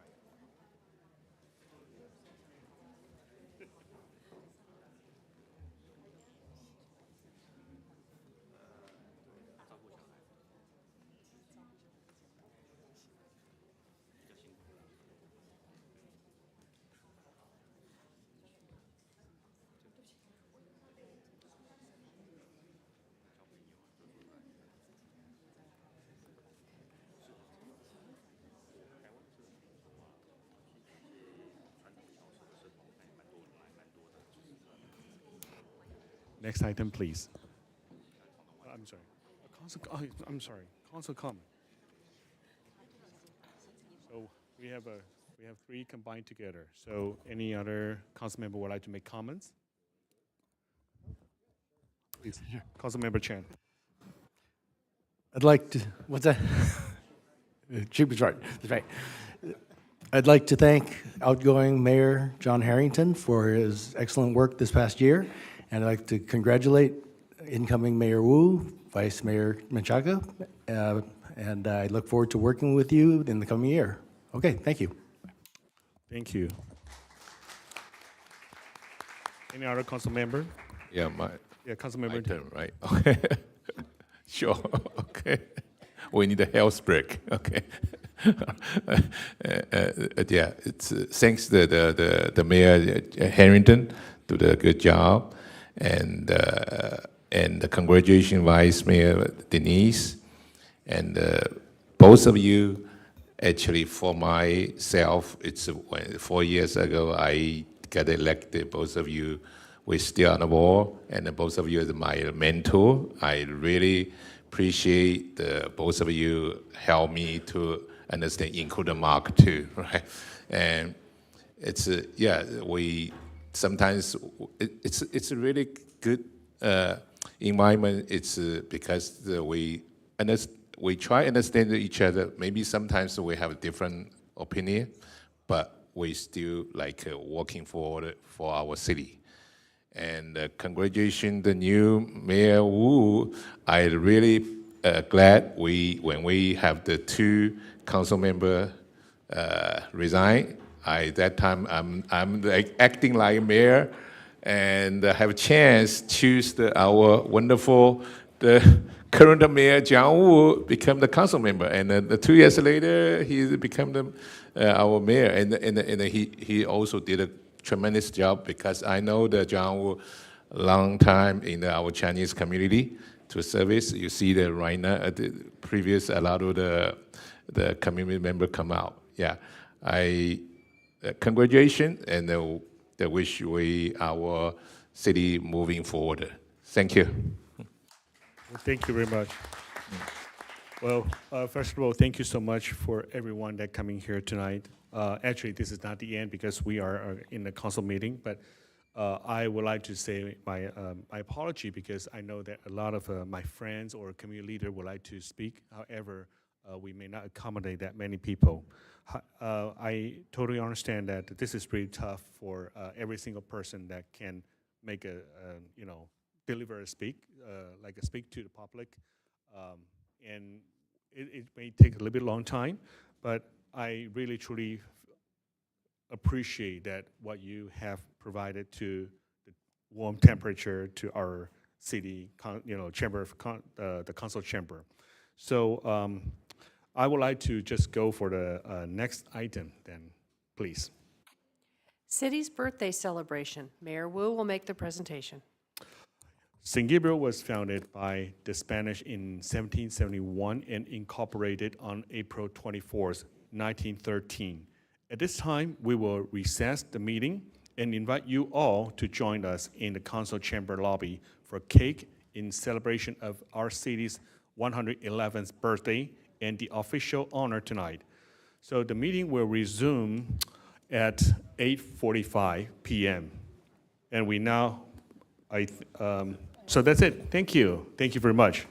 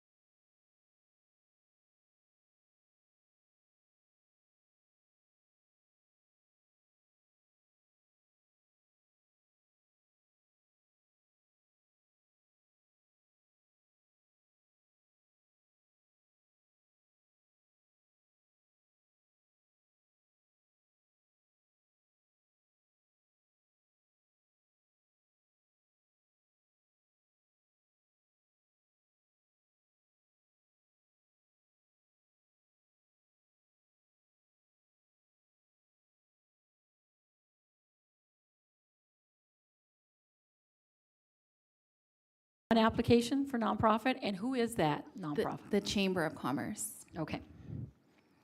Okay. I'll have more questions afterwards. Thank you. So, any other council member would like to address the questions? Yes, Councilmember Ding, please. For the small business assistant, 2,500, so we already use it, right? It's already. For the general assistance? Yeah. Yes. General assistance, Yes. It's we don't have any money left, so it's already, based on your report, it's 34 business. Yes, Yeah, that's been awarded already. 129 application, right? Yes. Okay, all right. So right now, it's only for the relocation. Yes. So relocation is just only 3 eligible. So total, we have the, total supposed to have the 8 to 10. At the time of the report, the numbers in the staff report were correct, but currently we have 7, as between when the report was written and this presentation, there are 7 eligible, 10 ineligible, and 2 pending businesses. So it's already have 7 eligible and 2 pending. It's include the nonprofit organization. Yes, yes. So, all right. Actually, so how much the left this budget? So let's see. The total program budget for both programs is $175,000. So divided by 2, it would be around 80, if my math is correct, 85,000. So you already have 7. We have, well, we. You already have 7. 7 is everybody. It's 10,000 or the 7,500. So each applicant is eligible. Every eligible business in the relocation would get either 10,000 or 7,500. So total right now, this is 7. How many the total the amount they use it? If approved, it would be 70,000 for the 7 eligible businesses. 70,000 total. Total. Okay. So okay. All right. Thank you. Thank you, Councilmember Ding. And anyone else? So Caroline, I would like to know, it's regarding the nonprofit businesses. So nonprofit business, do they need to get business license from the city? Yes. So what is the status? Are they, do we exempt their license fee because they're nonprofit, or they are still eligible, they are still obligated to pay certain like fee, tax, and anything? I believe so. For the city level? For nonprofits, yes. I'm sorry, isn't there a discount? Yeah. There is. I'm sorry to interrupt. Yes, there is a discount for nonprofits. We basically have them file the business license, so we have a record of their business and that we can do any necessary inspections, especially for the fire things. But they do not pay the normal business license fee that a for-profit business would pay. So what is the discount rate for that? For example, if that is 100 for everyone, so what is the nonprofit business paying for their business license? I don't have the exact dollar amount, but they don't pay the tax. They only pay the inspection fees and those city fees. If council is wanting that information, we could bring that back. Okay, well, thank you.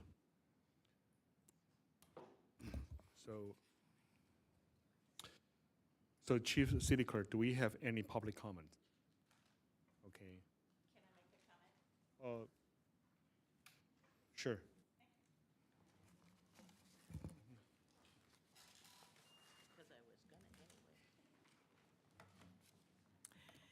If I understand correctly, this is a small business. Did I touch this? Okay.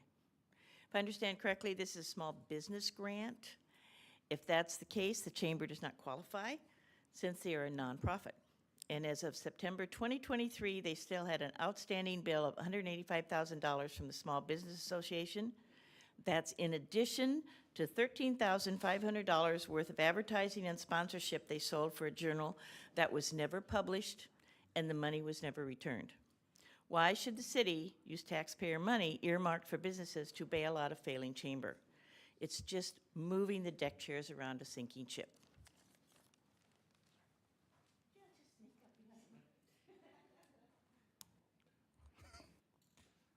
So do we have any other public comments? I see none. Now I close the public comments. It's now time for council's discussion. Who would like to start?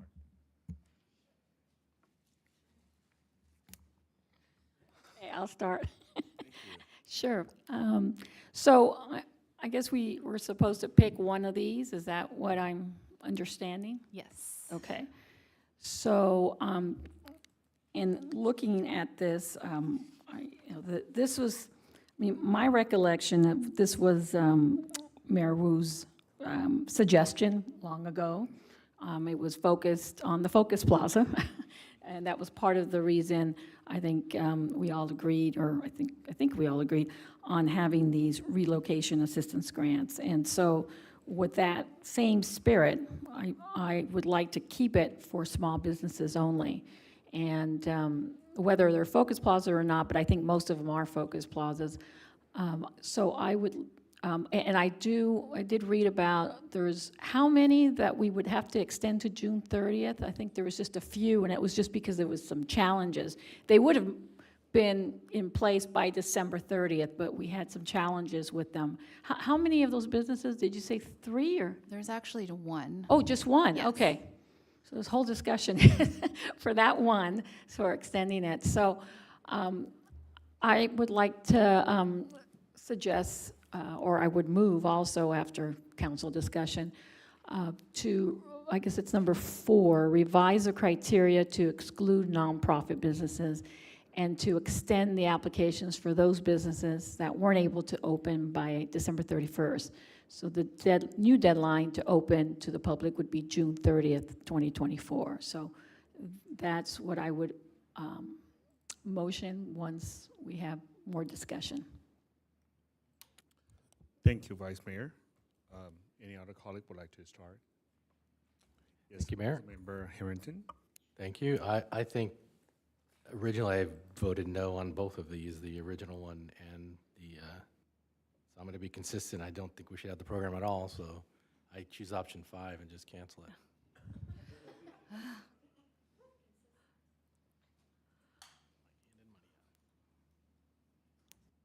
That's it? Oh, well, thank you. Thank you, Councilmember Harrington. So, Councilmember Dean? Yeah, so I think that time when we decided, we maybe not think about it's a nonprofit organization. So until right now, we have the nonprofit organization. So how many nonprofit organizations in our city? Just one. Just well, one. That applied to the program. Apply, but it's already it's a registered city. Like you say, do the inspection. How many we have? I don't know that off the top of my head, but we can get back to you on that. Okay, so either like if we include them, I should be let all the nonprofit organizations in our city to know that. If we're not included, because at that time I think we intention is for the small business. It's special to the retail, the small business, to help them. Even in the pandemic, still stay with the business in our city. So that's I think the intention, the purpose. So. Because nonprofit organizations, they should be already have some benefit for the tax purpose, right? So, yeah, I have this kind of question. So hope we'll be listen to the rest of our council member the idea. So see we take the staff the recommendation. Thank you. Okay, thank you, Councilmember Dean. Councilmember Chen. Okay, here's what it is. Well, I've been thinking about this, and see, the thing is, with this issue, I'm generally not a fan of just giving away money in terms of grants. See, I'd rather our city be business friendly, but in other ways. For example, things like minimizing red tape in order to start businesses in our city, and making sure that the procedure for opening a business is smooth and uncluttered with bureaucracy. That's one big thing that I would like to see. I mean, and I mean, we do a great job, but I'm saying that that's kind of the direction I'm moving more in as opposed to giving away just straight grant money.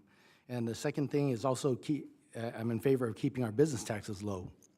And I think those two things, minimizing bureaucracy and keeping business taxes low, serves our city to be, or makes our city be more business friendly. And it creates, to me, I think it creates a better result than just giving away chunks of money, because when you do the things like I said, minimizing red tape and keeping business taxes low, it gives an incentive for businesses to come in our city, but also it creates an incentive for them to stay and be more productive, because they know that it's not just a chunk of money, but it's that they get rewarded if they do a good job with their business in our city. And if they continue to do a good job, they will continue to enjoy the benefits of low taxes. So that's kind of the direction I'm in. So that's what I would like to see. I mean, so that's why I'd probably not be in favor of any of the options either. But that's kind of the direction I'm going in. But I yield. Thank you, Councilmember Chen. So for this circumstance, actually, I just want to share with my colleagues that one time I took my daughter to horse riding. And when I ride on horse, it shows that it's 1 hour, it's $100 per hour. But once, the company, they saw the face of the horse, then they decided to tell me, I got to charge you $150 per hour now. I said, why? He said, because you're too heavy. I said, okay. So they weighed me. Is it 235 or plus? They said, now they write down saying, you have to pay additional $50 because you're too heavy. So I said, oh no, because this is the rules did not mention it at the beginning. You should disclose that. I think this is very similar to this case, because I totally get it. I understand this is primarily that is for small business. But for nonprofit, at the beginning when we did not exclude that, that could be a reason that people will say, okay, if this is something that we fit in the criteria, then we should be qualified for this application.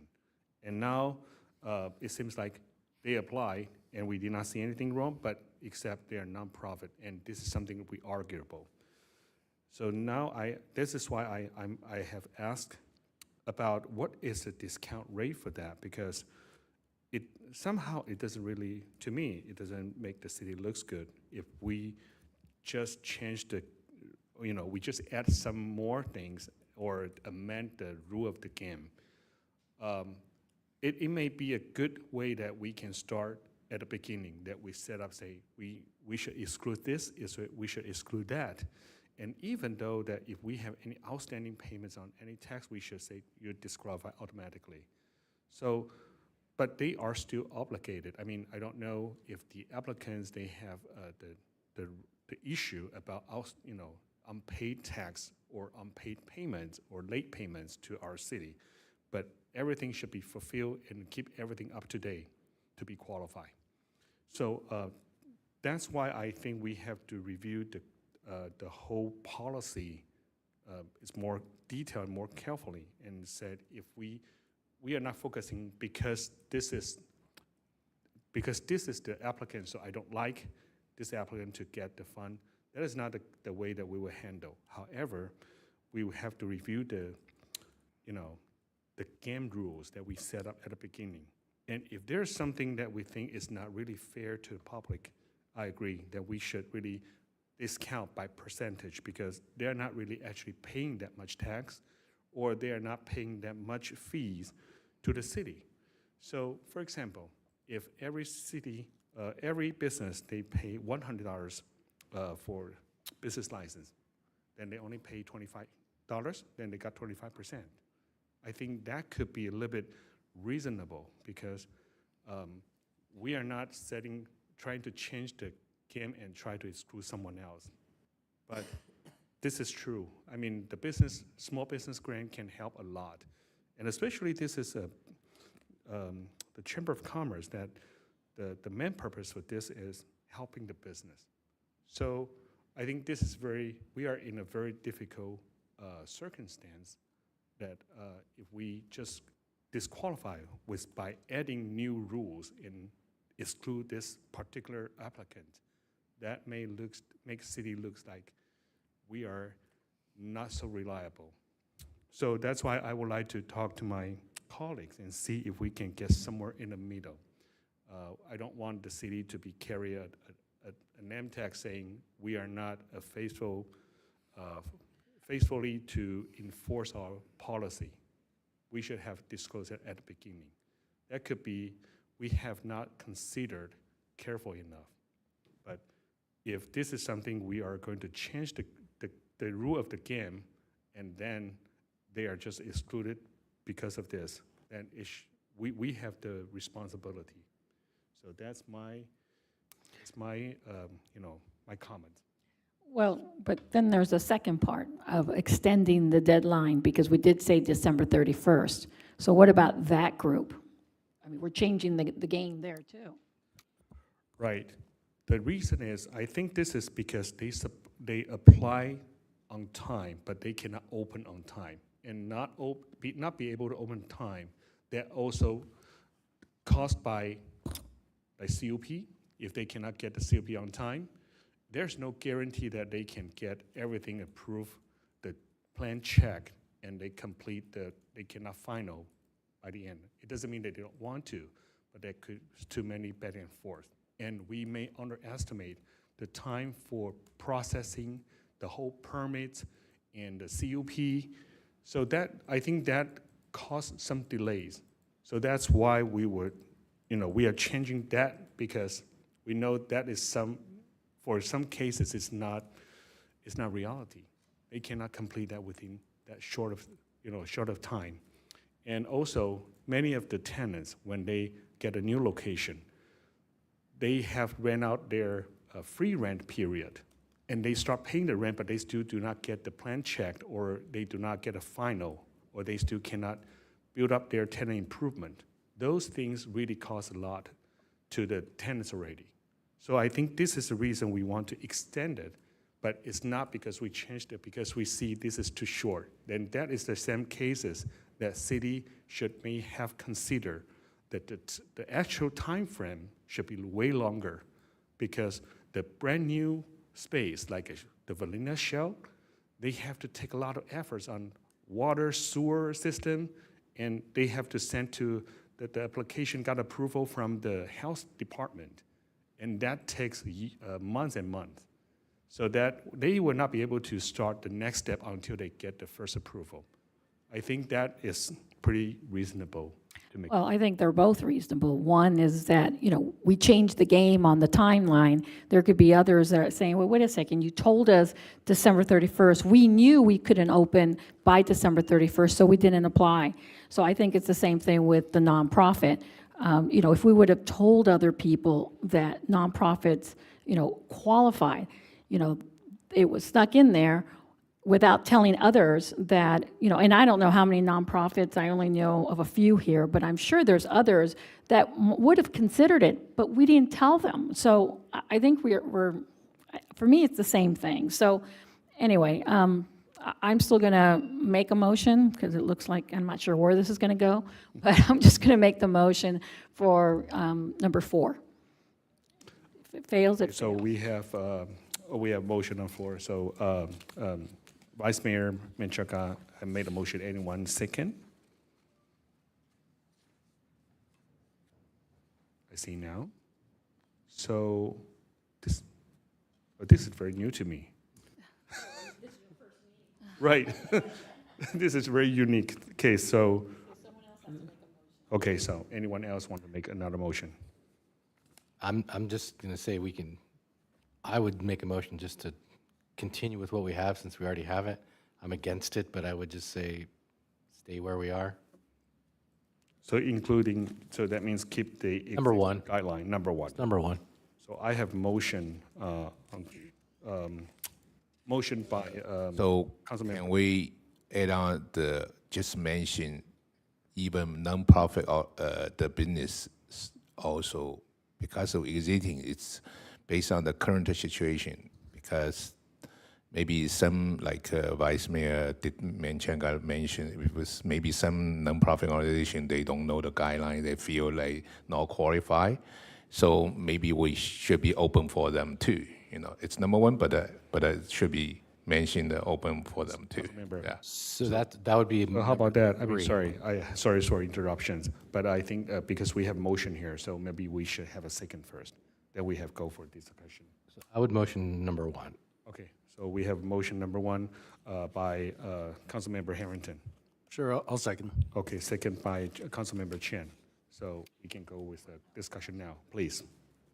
We can go with the discussion now, right? Is that correct? Yeah. Okay, thank you. If you want to discuss, yes, please continue.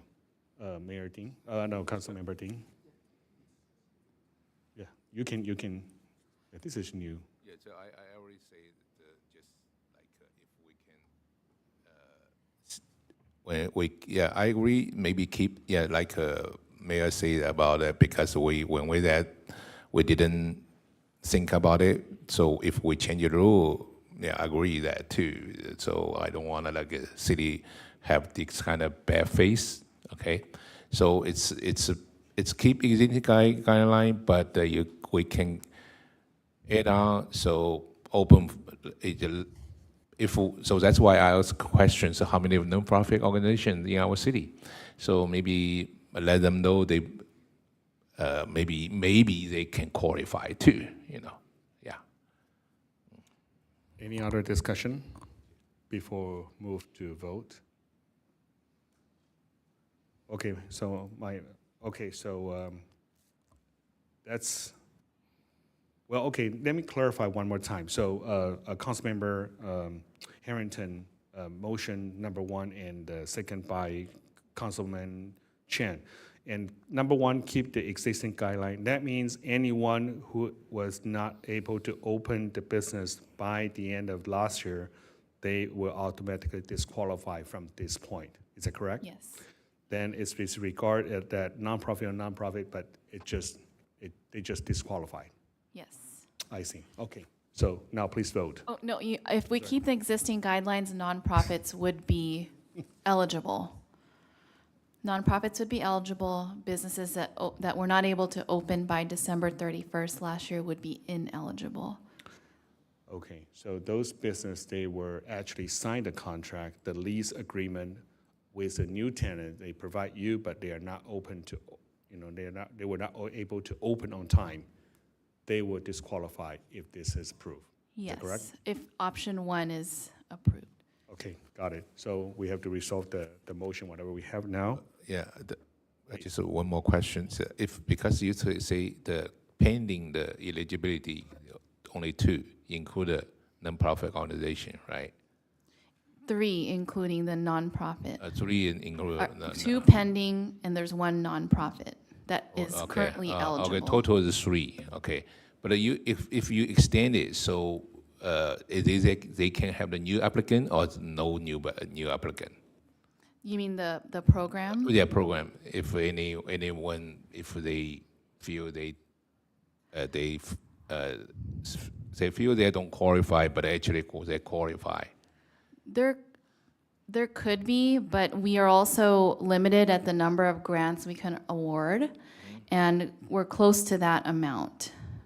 So and we would go in the order that they were received. So I just want to clarify, actually, this extension only for these 3 applicants, right? With no more new applicant. No, we're not accepting, currently not accepting any more. Don't accept any new applicants. So actually, this extension is only for these 3. Yes, Okay, how? the one, actually. The Okay, extension of the new, if we were to extend it to June 30th, only one is impacted. Only one impact.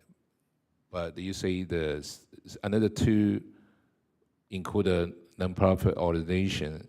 So the question, also the second question is, so we still have enough fund for these three applicants? Yeah, yes, we will. How much we left? So I just wanted to, yeah. We would have, well, if we award to those that are eligible and the two pending, we would, that would be about $80,000 in grants. A little less, because that would be 9 businesses. Still have the 80,000 Yes. left. Oh, yes, correct. 85,000 for the relocation. But you say you already have the 7, it's already qualified. It's used the 75,000 already. So 7 are currently eligible, and if approved, they would get 70,000, and then the remaining would be however much we have left to. Yeah, that's my question. Remaining how much total? It would be 80. Let's see, I'm 80, trying to do my math. 70 times. So actually, 85. general assistant it's 175,000, and relocation also have 175,000. I just want to clear total. 80. Only 80,000. The entire program is 175,000, and split between the two would be the. So getting the math in there. 85,700. 85,700. But you say currently it's already used the 75,000. So you only have left like maybe 10,000 too. But I have the total, I still want to clear that total only have 3. How can we handle that too? Yeah, Mark. Yes, please, Mark. Thank you, Councilmember Ding. So the original program was for 175,000. We have given out 75,000 in the $2,500 general assistance grants. That leaves $90,000. And the reason that Caroline is going back and forth is because some of those, if they had already received a $2,500 grant, they'd only be eligible for $7,500. But we have an ability to give up to 9 $10,000 grants.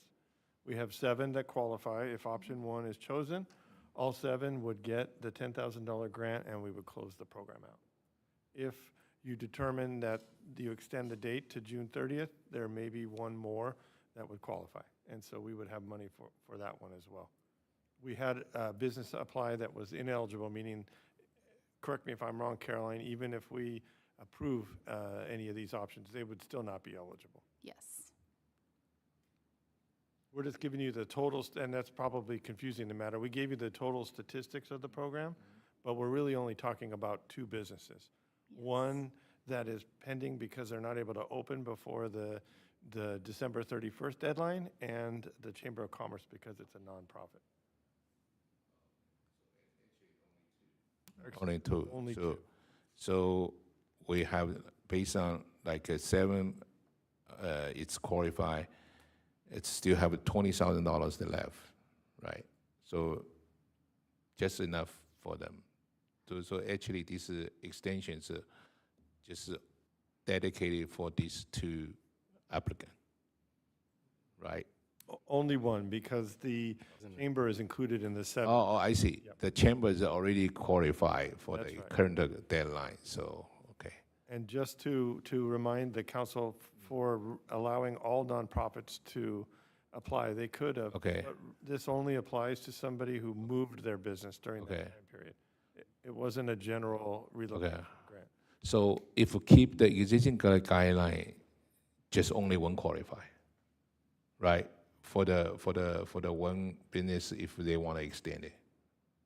If we use the number 1, so only one can qualify. If based on that. If we use number 1, then we would close the program out, and the chamber would qualify, but the other It's not qualified, right? So that's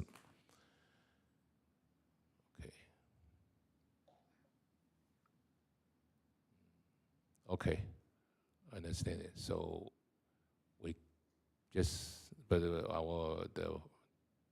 former mayor, the Harrington's already say the motion it's okay. So if any yeah, we just go for a vote. Okay, all right, okay, all right, okay. Thank you.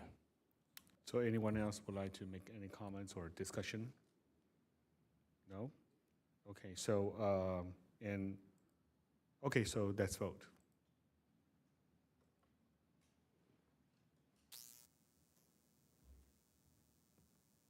Motion fails. Okay. So what is next? I can, so let's continue. So any more motions? The motion number 3. 3? Okay, so, okay, so. I'll second.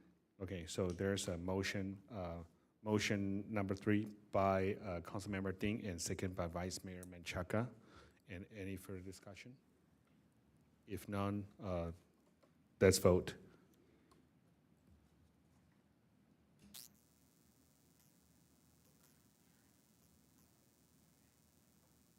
Motion passes by a vote of 4-1. Okay. So, next item, please. Thank you, Caroline. Dumpling and Beer Festival 2023 recap and selecting event partner. Economic Development Manager Caroline Velarde and Management Assistant Erica Ortiz will make the presentation.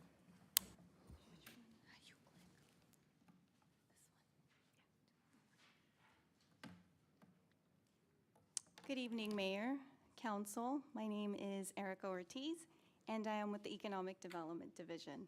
And the item before you tonight is a presentation of a recap of last year's Dumpling and Beer Festival, and also a discussion regarding the selection of a partner for the upcoming festival. So let's begin with a little bit of background on the festival. It was established in 2015 to highlight the culinary aspect of the city and to attract tourism to the Mission District. Since then, the festival has evolved into a celebration that celebrates culture and diversity within our community through popular food and drink.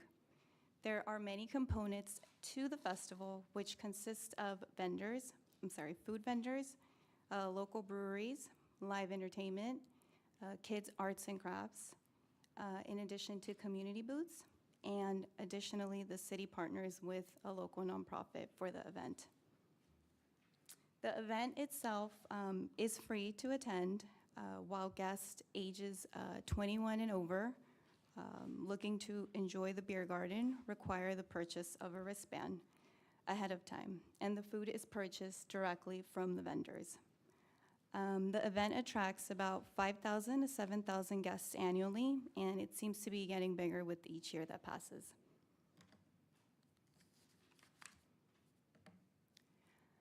Last year's event was very successful for many reasons. The first one being the redesigned layout that saw all 20 food vendors and 12 breweries strategically placed along Mission Drive in the Grapevine and along Santa Anita. More specifically, the food booths were placed across the Mission Playhouse, the food trucks across City Hall, some of the breweries inside the Grapevine and outside on Santa Anita. The expanded, I'm sorry.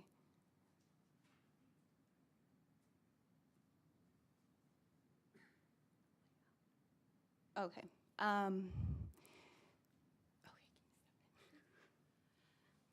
So Erica was just highlighting some of the key details from the festival. We have a new expanded layout, which we will show you in the next few slides. Internally, staff was very efficient this year, more than in previous years. For example, we developed an assembly line of staff that really eased the check-in process for our vendors, because we as staff have to keep in mind it's for the community, but it's also our job to make it a pleasurable, easy experience for vendors, and we were able to do that with our assembly line. The city also partnered with the AYC this year, which we'll talk more about in a few slides. And just to emphasize the citywide effort in organizing this event, it really was an all hands on deck event for all staff involved.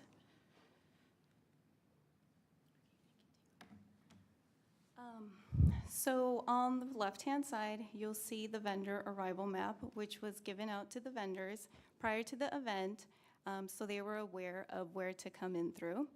And you'll see the details here all along the green arrows. That was the path that they were asked to follow, and then they would check in at the closure right there between Broadway and Mission. The middle image is the map that was handed out at the entrance, the check-in booth, to all guests that were coming in. It was also posted on our website, and it was also printed and posted on A-frames, made accessible to all the guests who were attending. And the last one is the Dumpling and Beer flyer from last year.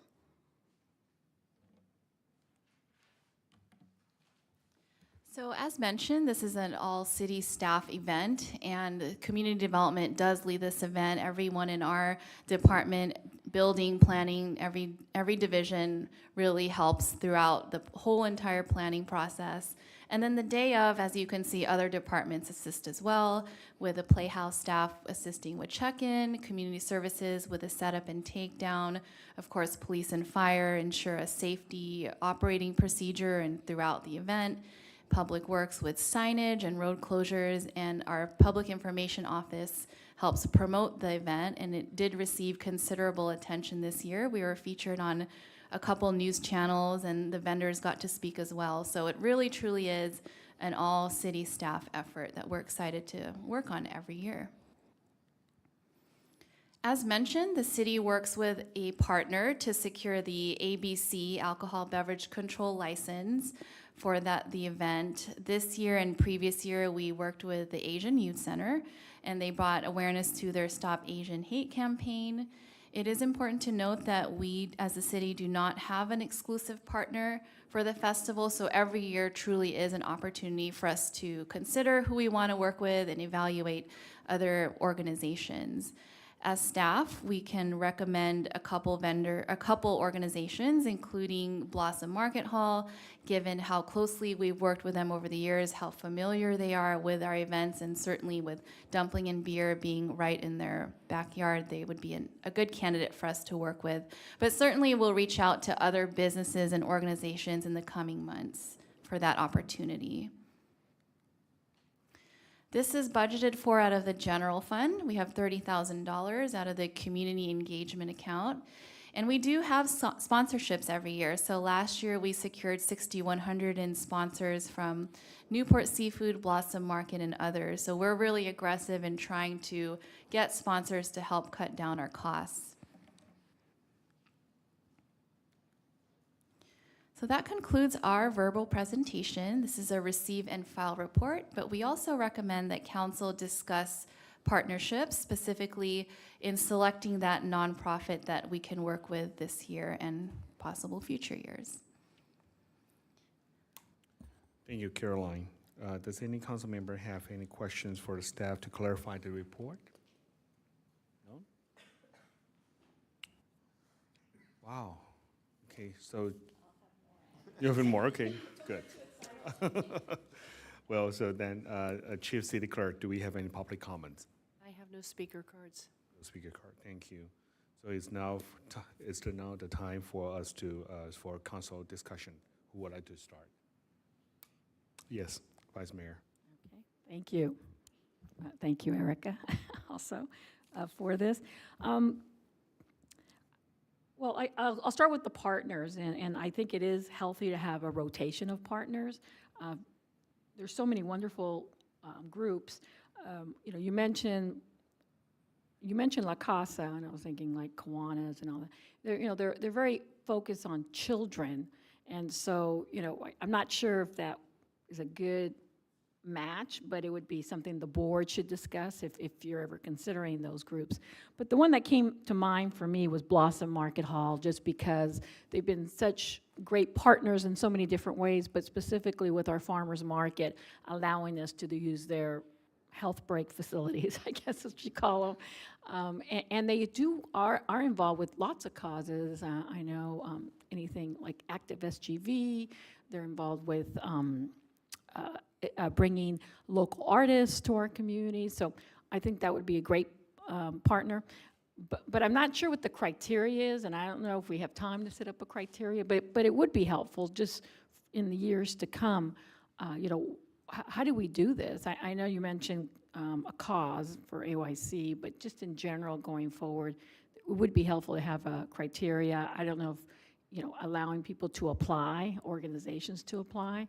Maybe I'm thinking into this too much, but just something to consider. But my vote would be for Blossom Market, at least for this year, because we only have 6 months out. But one of the things I wanted to share with my colleagues is, you know, I can honestly say, since the day this thing started, I have never been able to buy a dumpling. Never.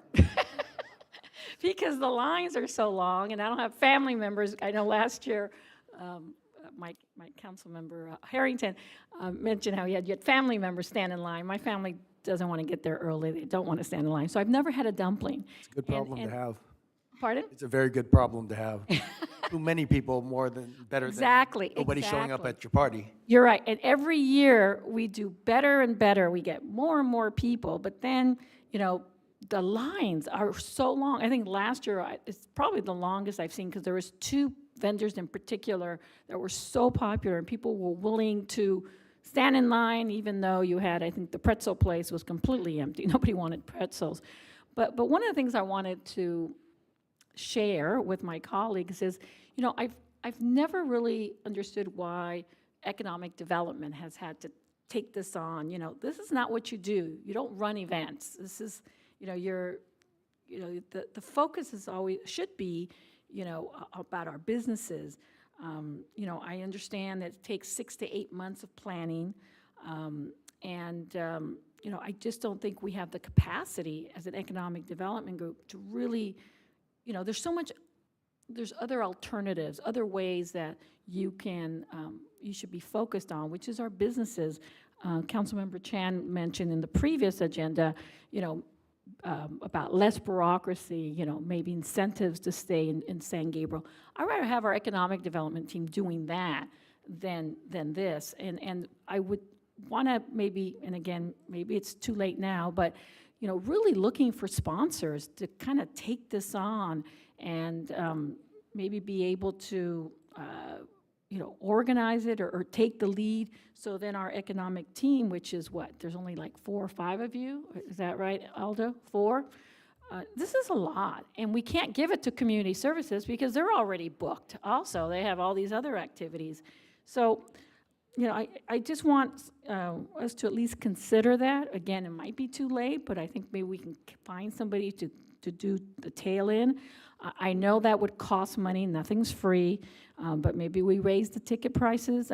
You know, everything is free except for the beer, and if you raise it at $5 or $50, you're still getting a pretty good deal, I think.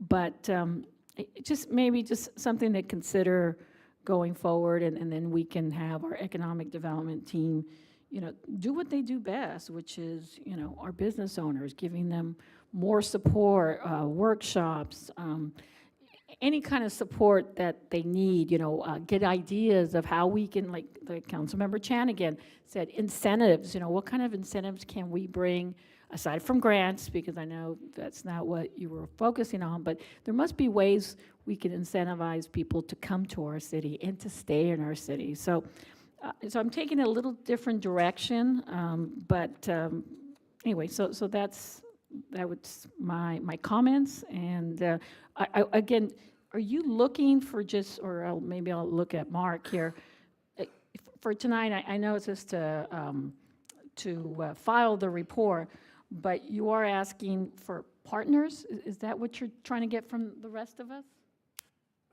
Thank you, Vice Mayor Menchaca. Yes, exactly that. There was a question that came up at the end of our year last year as we were recapping all of our events throughout the year. And one of the questions that came up was, you know, how do you become a partner for that event? I think, first of all, there was a little bit of a misunderstanding that partnership came with money. It really is a lot of work on the nonprofits part, and there isn't any funding in it from the city on that part. So it's just a little bit of advertising and, you know, in our outreach. But In short, yes, that's what we're looking for. In the past, we have just worked with the chamber when we were working with the chamber. When we weren't working with the chamber quite as directly, we chose AYC. So we're looking specifically from council to direct us how we choose that partner in the future, and specifically for the alcohol part in order to get the ABC license. So that's the only reason we need a nonprofit is for the alcohol license, because we as a city can't take it I'm not sure the term, open one up or apply, thank you. Thank you. Apply for one. What about, like, for example, if it's a Blossom Market Hall, they already have a license. They would have to do another license because it's a specific event? You have to have a caterer's license in order to do an event like that, or for whatever reason, nonprofits are allowed to pull event kinds of licenses. We can work with Blossom to see if they have the appropriate licenses. I don't think Blossom as a whole does. I think Angel and Mason, or that existing vendor had it, which is gone, had that license. But we can work with Chris and Nellie to see if they could help. But I also want to be clear that just because we choose a partner, whoever the council chooses for that, doesn't preclude us from partnering with all of those other businesses as sponsors and having them be part of the event, whether it's having booths or whether it's having their name on our material. It could still be sponsored by Blossom, for example, or Newport Seafood, or any of our vendors, even if we choose a different vendor for the alcohol license part. So I'm sorry, so what is the advantage of being, because you're right, there was all these other vendors that were there, but what's the advantage of, what is the advantage here? Like AYC was able to promote their Stop the Asian Hate, but we had all these other vendors also promoting theirs. So what is the advantage? Why would somebody want to open up a license for us to help us out? It's for the advertising and the being on our material. The other sponsors have to pay to be part of that. So we had several that paid to be event sponsors. AYC did not have to pay, and others had to buy booths for their booths. So they don't have a charge for the booth. They're basically a partner, not a sponsor or a vendor. So You get to go to Monrovia and stand in line for a long time, too. good point. That's where the ABC office is. I've done my share there. Thought you were talking about their festivals. Okay, thank you, Mark. Okay, so who would go next? I'll go. Okay. I share a lot of the same accolades and concerns. I think Aldo knows this. I was never comfortable with kids' organizations sponsoring a beer festival. It's just not, I think the optics are not good. I do have an idea I think Councilor Menchaca would like, which is get our nonprofit up and running at the Mission Playhouse and let that do it. Oh, God, I would love that. See? Big brain. Make things happen. No, not this year, but going forward, it makes sense to let the Mission Playhouse nonprofit do it. Because it's right there, it's the central to it, it's good advertisement for the Playhouse itself. I'm not opposed to helping other nonprofits, but I think that would solve a couple problems, and it actually could be a revenue source for the Mission Playhouse, because the Playhouse could run it, like part of community development, but sub to it, the Playhouse. So we're solving a few of the same problems doing that. Regarding the logistics and the lines, and that's just something that comes with big crowds, but I think we've gotten a little better each year. It's kind of like baby steps we're learning. One of the suggestions I've always had is we have all the dumplings in one place, or all the food, and then all the beer in one place. If we kind of intermixed it, expanded where the permit goes, a bigger footprint for the alcohol permit, and not necessarily put all the beer in one spot, mix it in so that there's food lines, beer lines, food lines, vendors, all kind of distributed evenly. Number one, it gets more traffic to the vendors because they're not tucked in one corner, they're mixed in. And then it spaces the lines out so all the lines aren't zigzagging. I've noticed that lines are really almost crossing, both for the beer vendors and for the dumpling vendors. So I think it cross-pollinates the clientele between the food, the event, the sales for goods. So I'd really like to see I know we're coming up with a map, but a good rethinking of just intermixing everything. And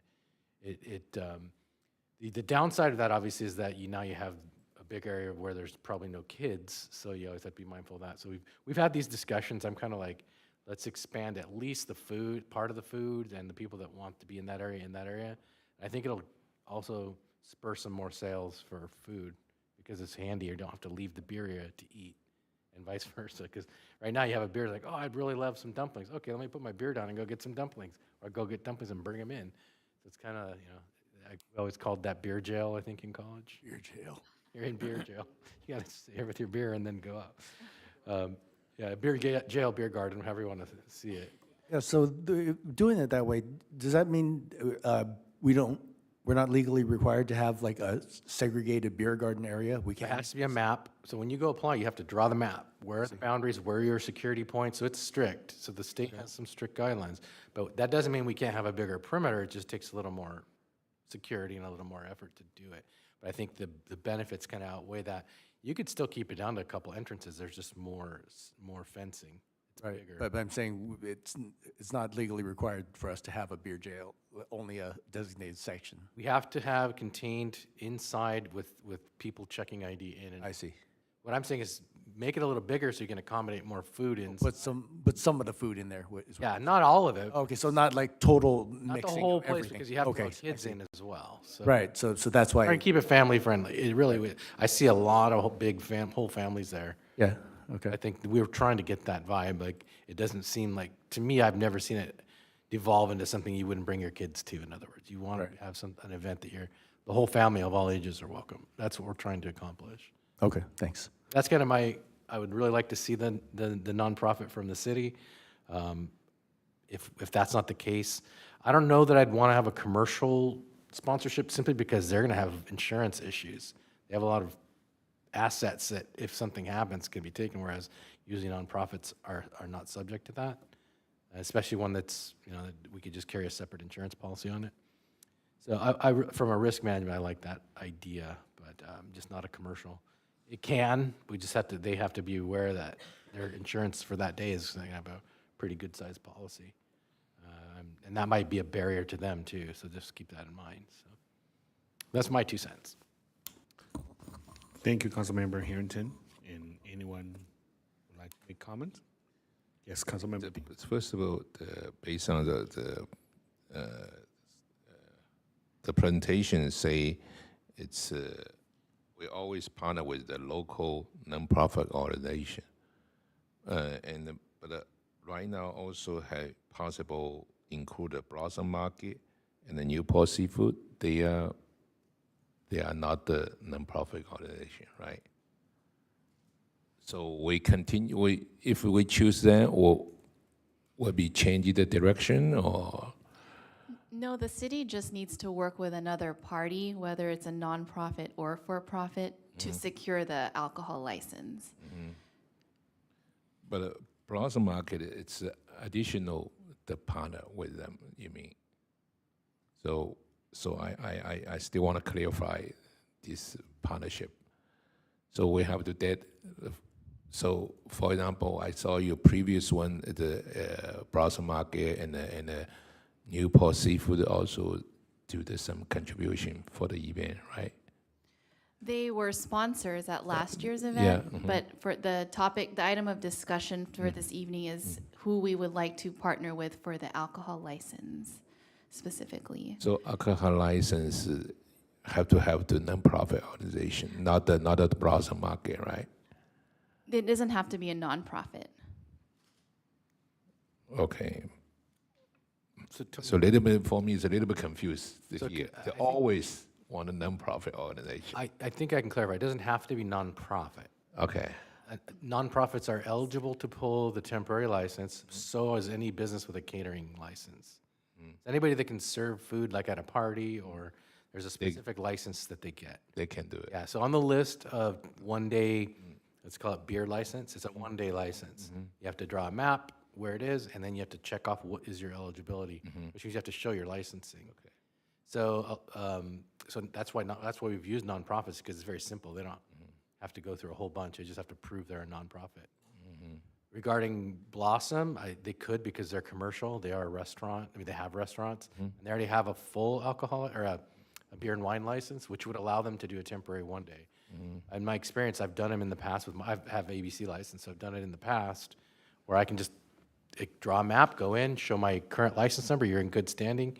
They could just have, and as long as the city has to approve it. So obviously, the city's going to approve their partner. Blossom Market would be eligible, or whoever holds the beer and wine license would be eligible to do it. I doubt it's the market itself, it's the vendor that holds the license. And they have the same thing for their permanent license. They have to draw their boundaries inside of Blossom Market. So you can't have a beer anywhere in Blossom Market, it's wherever their boundaries are, physical boundaries. Even though you can walk in and out and there's no security in and out in the area, they have to designate where they allow it. So I don't know if that's clear enough, but they're both eligible. It could be one or the other. A business that has an alcohol license or a catering license or a nonprofit. Okay, so it doesn't mean we have to choose the nonprofit. We could choose anyone, yeah. Yeah. Anyone that's eligible. Yeah. The previous, so every year we choose always choose the nonprofit organization, right? In the past, we have. Past, right, okay. We don't have, okay. So, and the partnership, it's what's the incentive, incentive, do they have to, do they have like a free booth, right? What else they can get? They're on all our paperwork. So like when we advertise, their name is there. Okay. So they get a wide distribution. So no financial, any like a financial incentive, don't have. Just notoriety. Yeah, okay. One thing I do like about Blossom Market, I think is a positive, if they're willing to do it, is we can make it more of an indoor-outdoor event where they could make all of Blossom Market. Yeah. Kind of just walk through it and have the boundaries include Blossom Market. So I've always said that about all the events we have here, not just Dumpling Beer, but we need to include all of the local businesses that are already there. We have several there that they do get, believe me, they get business. They get business. But it's almost like we have the event and then we have all the businesses around it. Trying to make it more inclusive and open those doors. And I'd love to see, I mean, there's so much overflow. Luna's gets a lot of business. Now Tony's will get a lot of business, Blossom Market, all of those, they'll get business, I guarantee you. They will get a lot. Even if people just sit down, they're going to order something like in the big patio there. I can tell you, people order food when they go there. I think so. They get a benefit, but they also have the disadvantage of they are taught restroom use. That's a complaint. Just that is a great incentive. Yeah. Yeah, because they're always clean, they're well kept. Even with the high traffic, somehow they keep up with it. But yeah, I'd love to see Blossom Market be an actual partner like that, where our event is including them in the actual flow of traffic, rather than leaving the event going into Blossom Market like we do right now. You're on the street, but I mean, you leave the event and then come out. Sounds like if Blossom Market will be given to us a whole area, we partner together, have this event. So, and I know we're doing a lot right now for staff to try and keep up, but that's why it's good to have council members kind of involved with that. I think we can report back to council, and officially we can go through Mark, and then Mark. Why I'm asking the financial incentive? If we don't have a financial incentive, it's probably so. If the financial incentive, maybe a lot of consideration, Yeah. Okay. All right. They have La Casa is for the children too, right? Well, again, the board would have to discuss that. Really, any nonprofit that has children involved. AYC, I understand, because they're much more than just the children. They have all these wonderful programs, the mental health program that was announced tonight. So they're different, but if you're looking at La Casa, Kiwanis, and any other groups, options, Lions children, Club too. Lions Club, yeah. But that's why I think going forward, it would be nice to have a criteria. So then if they do want to, whether it's Lions Club, Kiwanis, La Casa, anything that involves children, they at least know what the criteria is and the board could discuss it. But since it's 6 months away, I think staff is really looking for at least some direction. I mean, we can always just stay with AYC too, but I think Blossom Market would just be a great partner, and Councilmember Harrington mentioned some other reasons, but anyway. I know how to help us the China Service Center It's in our city nonprofit organization. Her question center, both of them, they are in the pandemic, has really helped our community too. So I think, yeah, if we can every year have changed some partnership, it's really good for the community, especially community partner with us, with the city. So yeah, AYC do a good job too, but maybe we every year change something, but included we can have the blossom market, have the business. So from my understanding, we want more broader, open mind for the for the partnership. Maybe we can have these kind of directions for the future. Maybe we can listing all the a possible partner. Maybe we can discuss them too. Maybe every year we can rotate it, Yeah, okay. Thank you, Mayor. Well, thank you, Councilmember Ding. Any other comments from our colleague? I just wanted to add, I agree with Tony and Councilmember Menchaca, or Vice Mayor Menchaca, that we need to do that going forward. We're going to stick with nonprofits. Criteria are very important. That way it sets the expectations for the nonprofits as well. You're looking at 20 to 25, maybe even up to 30 hours to secure that license. And you need one person that's dogged. Let me put that. You're dealing with the state, so you just have to stay on that like a dog on a bone. You're going to wait in line 3 or 4 times. You're going to come back and you're going to have one comma that's out of place, and they reject your whole application. It's very state-like bureaucracy. But once you get it and someone knows how to do it, it's fast. I could go get a license right now, almost like that. But I've done it dozens of times. But they need somebody that can do it. The first time you do it, it's going to take them 20 hours. And the 10th time you do it, it's going to take you 1 hour. Yeah, so you have the good point. Maybe less staff. If we, for example, with direction, we mentioned the several nonprofit organizations, include like Blossom Market or Newport Seafood. Maybe we can asking them so first of all, they're interesting partnership with this kind of event, and the second one, they have the manpower to stay over there. Yeah, and going forward, it might be a good idea to have someone on staff that knows how to do it, because I can tell you, inevitably what the state says, as long as the city's okay with it, we're fine with it, they'll just rubber stamp it. So if the city staff is in there and actually says, this is a city event, we're involved, we already pre-approved this vendor and they're here to do the city's work, that goes a long way with the state employees. It's a lot different than someone off the street walking in saying, hey, I want an alcohol license. Because they like to play the city off on the applicant. We have to get the city's approval. Well, the city's the one applying, so you already have the rubber stamp from the city because we approved it before they ever made the application. So a little more involvement on the city side would help as well. So city and plus a partnership, both, right? Okay. So we can do maybe your department should be do the study to let them know for the future. Yeah. Okay. All right. Thank you. Well, thank you. Well, thank you very much for your report. And it's very impressive that only 4 of you that handle all the event, organize it, logistics, arrangement. I thought that you were there just for the beer tasting and the dumpling tasting, but you're doing way more than that. But I do have questions about this because we have budget this $30,000 from general funds, and what is the revenue and the profit and loss status for this particular event?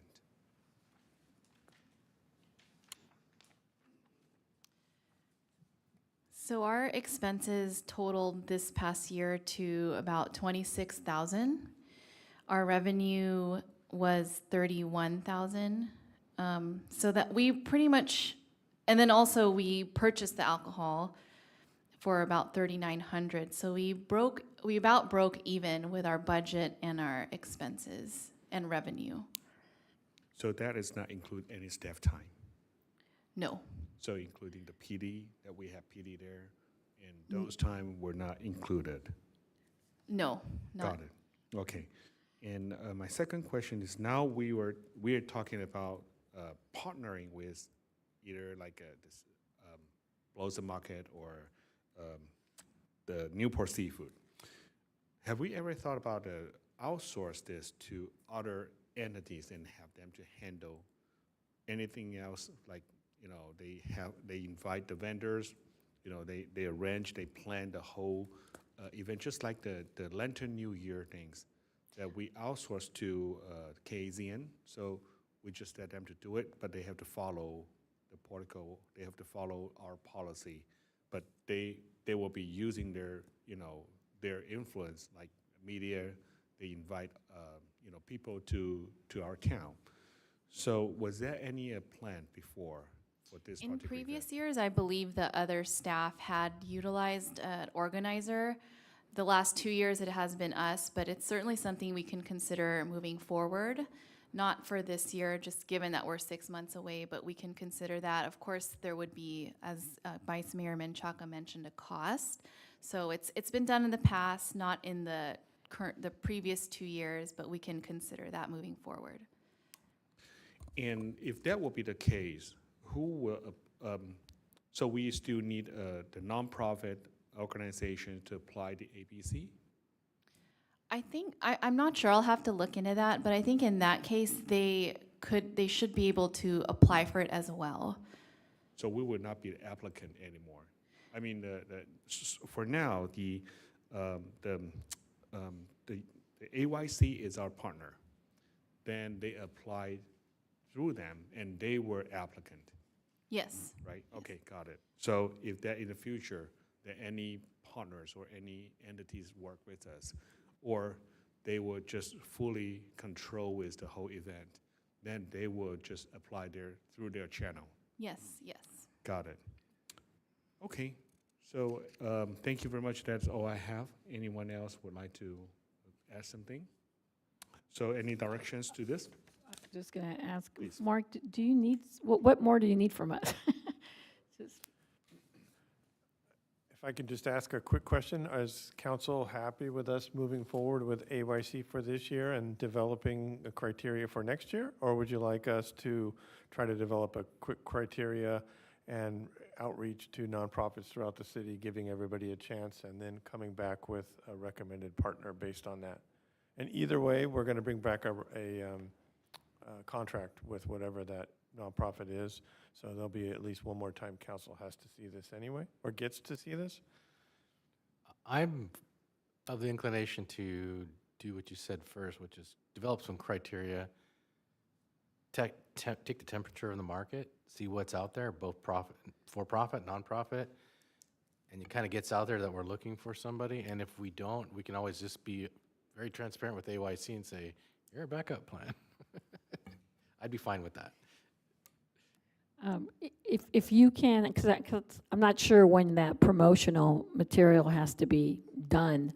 I mean, if you still have time to do a criteria with our 4-member, department and select someone, yeah, AYC could be a backup. I still think Blossom Market Hall is a good choice. I rather rotate it, to be frank, I just think we have 6 months. I'm not sure if we can do the criteria now in time for the 6 months. We can maybe table the criteria for next year and just pick Blossom Market.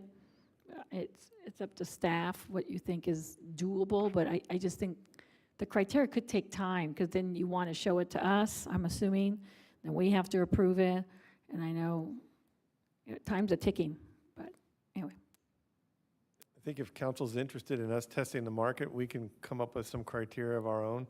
It would come back to council for approval anyway, so I think we don't have to bring back whatever that is. We can informally talk to several groups and see what that looks like, and if not, we can come back to council with AYC.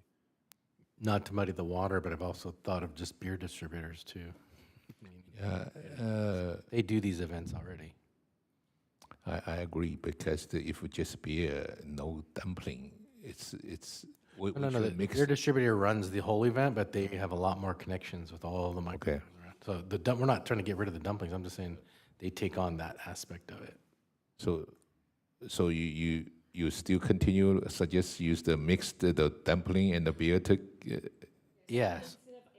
You would use a beer distributor. Our partner could be, if Blossom, let's say Blossom doesn't want to do it, just ask them, hey, would you be able to do this? If they say no, they say no. But there's 4 or 5 big ones around in LA County. Okay. Not that I know them all, but. So asking Blossom Market too, they can do that too, right? Okay. maybe. Yeah, I love to see the beer and the dumpling. It's mixed together. Yeah, yeah, yeah. That's better. You know. Yeah. So now we have direction. Okay. If that's good with the council, we have direction. Thank you. Okay. Okay. So next item, please. Mr. Mayor, I have no speaker cards for the second public comment period. Great. Okay. So city manager report.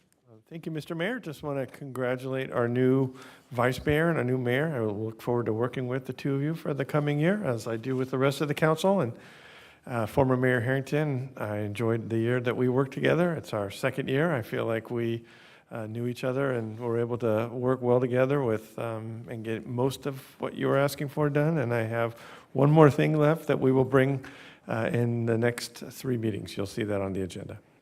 Thank you very much. Thank you. Council comments in conference meeting report.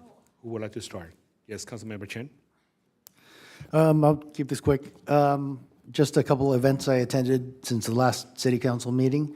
On March 22nd, I attended the San Gabriel Chamber of Commerce monthly networking breakfast meeting at our own San Gabriel Elks Lodge. And it was a great event as usual. This past Saturday, I guess, I'm still sad that our San Gabriel Kiwanis extraordinary pancake breakfast was canceled because of rain. But I mean, the weather was terrible, so we couldn't do it. But I look forward to better weather next year. Also on March 30th, later that day, I attended the local Ramadan dinner at the San Gabriel Mosque. And it was a great night of food and exchange of cultures and traditions. So very appreciative that I was invited, and I look forward to attending again next time. That concludes my report. I yield my time. Thank you, Councilmember Chen. We will be going. Who will be the next? Yes, Councilmember Ding. Still continue congratulating 3 of you. Congratulating the former Mayor Harrington. You take a rest, right? Okay. And congratulating both of you, the vice mayor and the mayor Wu, and continue to the leadership for our city. And then, I echo the Councilmember Chen for the Ramadan. It's really like a good experience. Yeah, I last couple years, I think just last year I skipped it. I give me the really good experience. We are city of diversity, multicultural, and understand what they solve, what they do. So. I suggest if a different group can sometime, if next year, even not next year, they continue, right? 30 days they needed to do that. That's I hear about it. Yeah, they continue to do it, right? Okay. Yeah, I think they're only in their 23rd day right now. So. I really appreciate they invite us to understand it. Yeah. Okay, that's my report. Thank you. Thank you, Councilmember Ding. So, Vice Mayor. Yeah, I was just going to add with the Ramadan too, that it just shows that we are such an inclusive community. We started with the mission back in 1771, but so we are faith. We started with faith-based organization, and now we have extended it to all different faiths. And so I'm real proud of our city that we have a mosque. A lot of people don't know that. And I appreciate the invitation that we get really every year from Rick Kahn. And it was just really a really nice evening. And then second, the Kiwanis Club. As a member of the Kiwanis Club, I too was saddened. My understanding is it's never been canceled before, but if you remember, the rain happened right during that time that we would have been cooking. So I want to applaud Fire Chief Wallace. He made the call, he made the right call for us to cancel. And so, life goes on as Kiwanians. We're still going to debrief because there was a lot that did take place, even though we didn't do the pancake breakfast. But I wanted to also thank Community Services because they put so much effort. You know, it's not just about the pancakes. It's about all the activities. It's about Mr. Bunny being there, all the dignitaries, and all that had to be shut down. But it is truly an event that is embraced by so many. You know, we're looking at generations now, grandparents who used to do the activities. So it would have been our 79th event, pancake breakfast event. So thank you to everyone for making that effort. But you know, the call had to be made that Wednesday, and it was the good call to make. And we'll just be back next year. And so that was all. Thank you. Thank you very much, Vice Mayor Menchaca.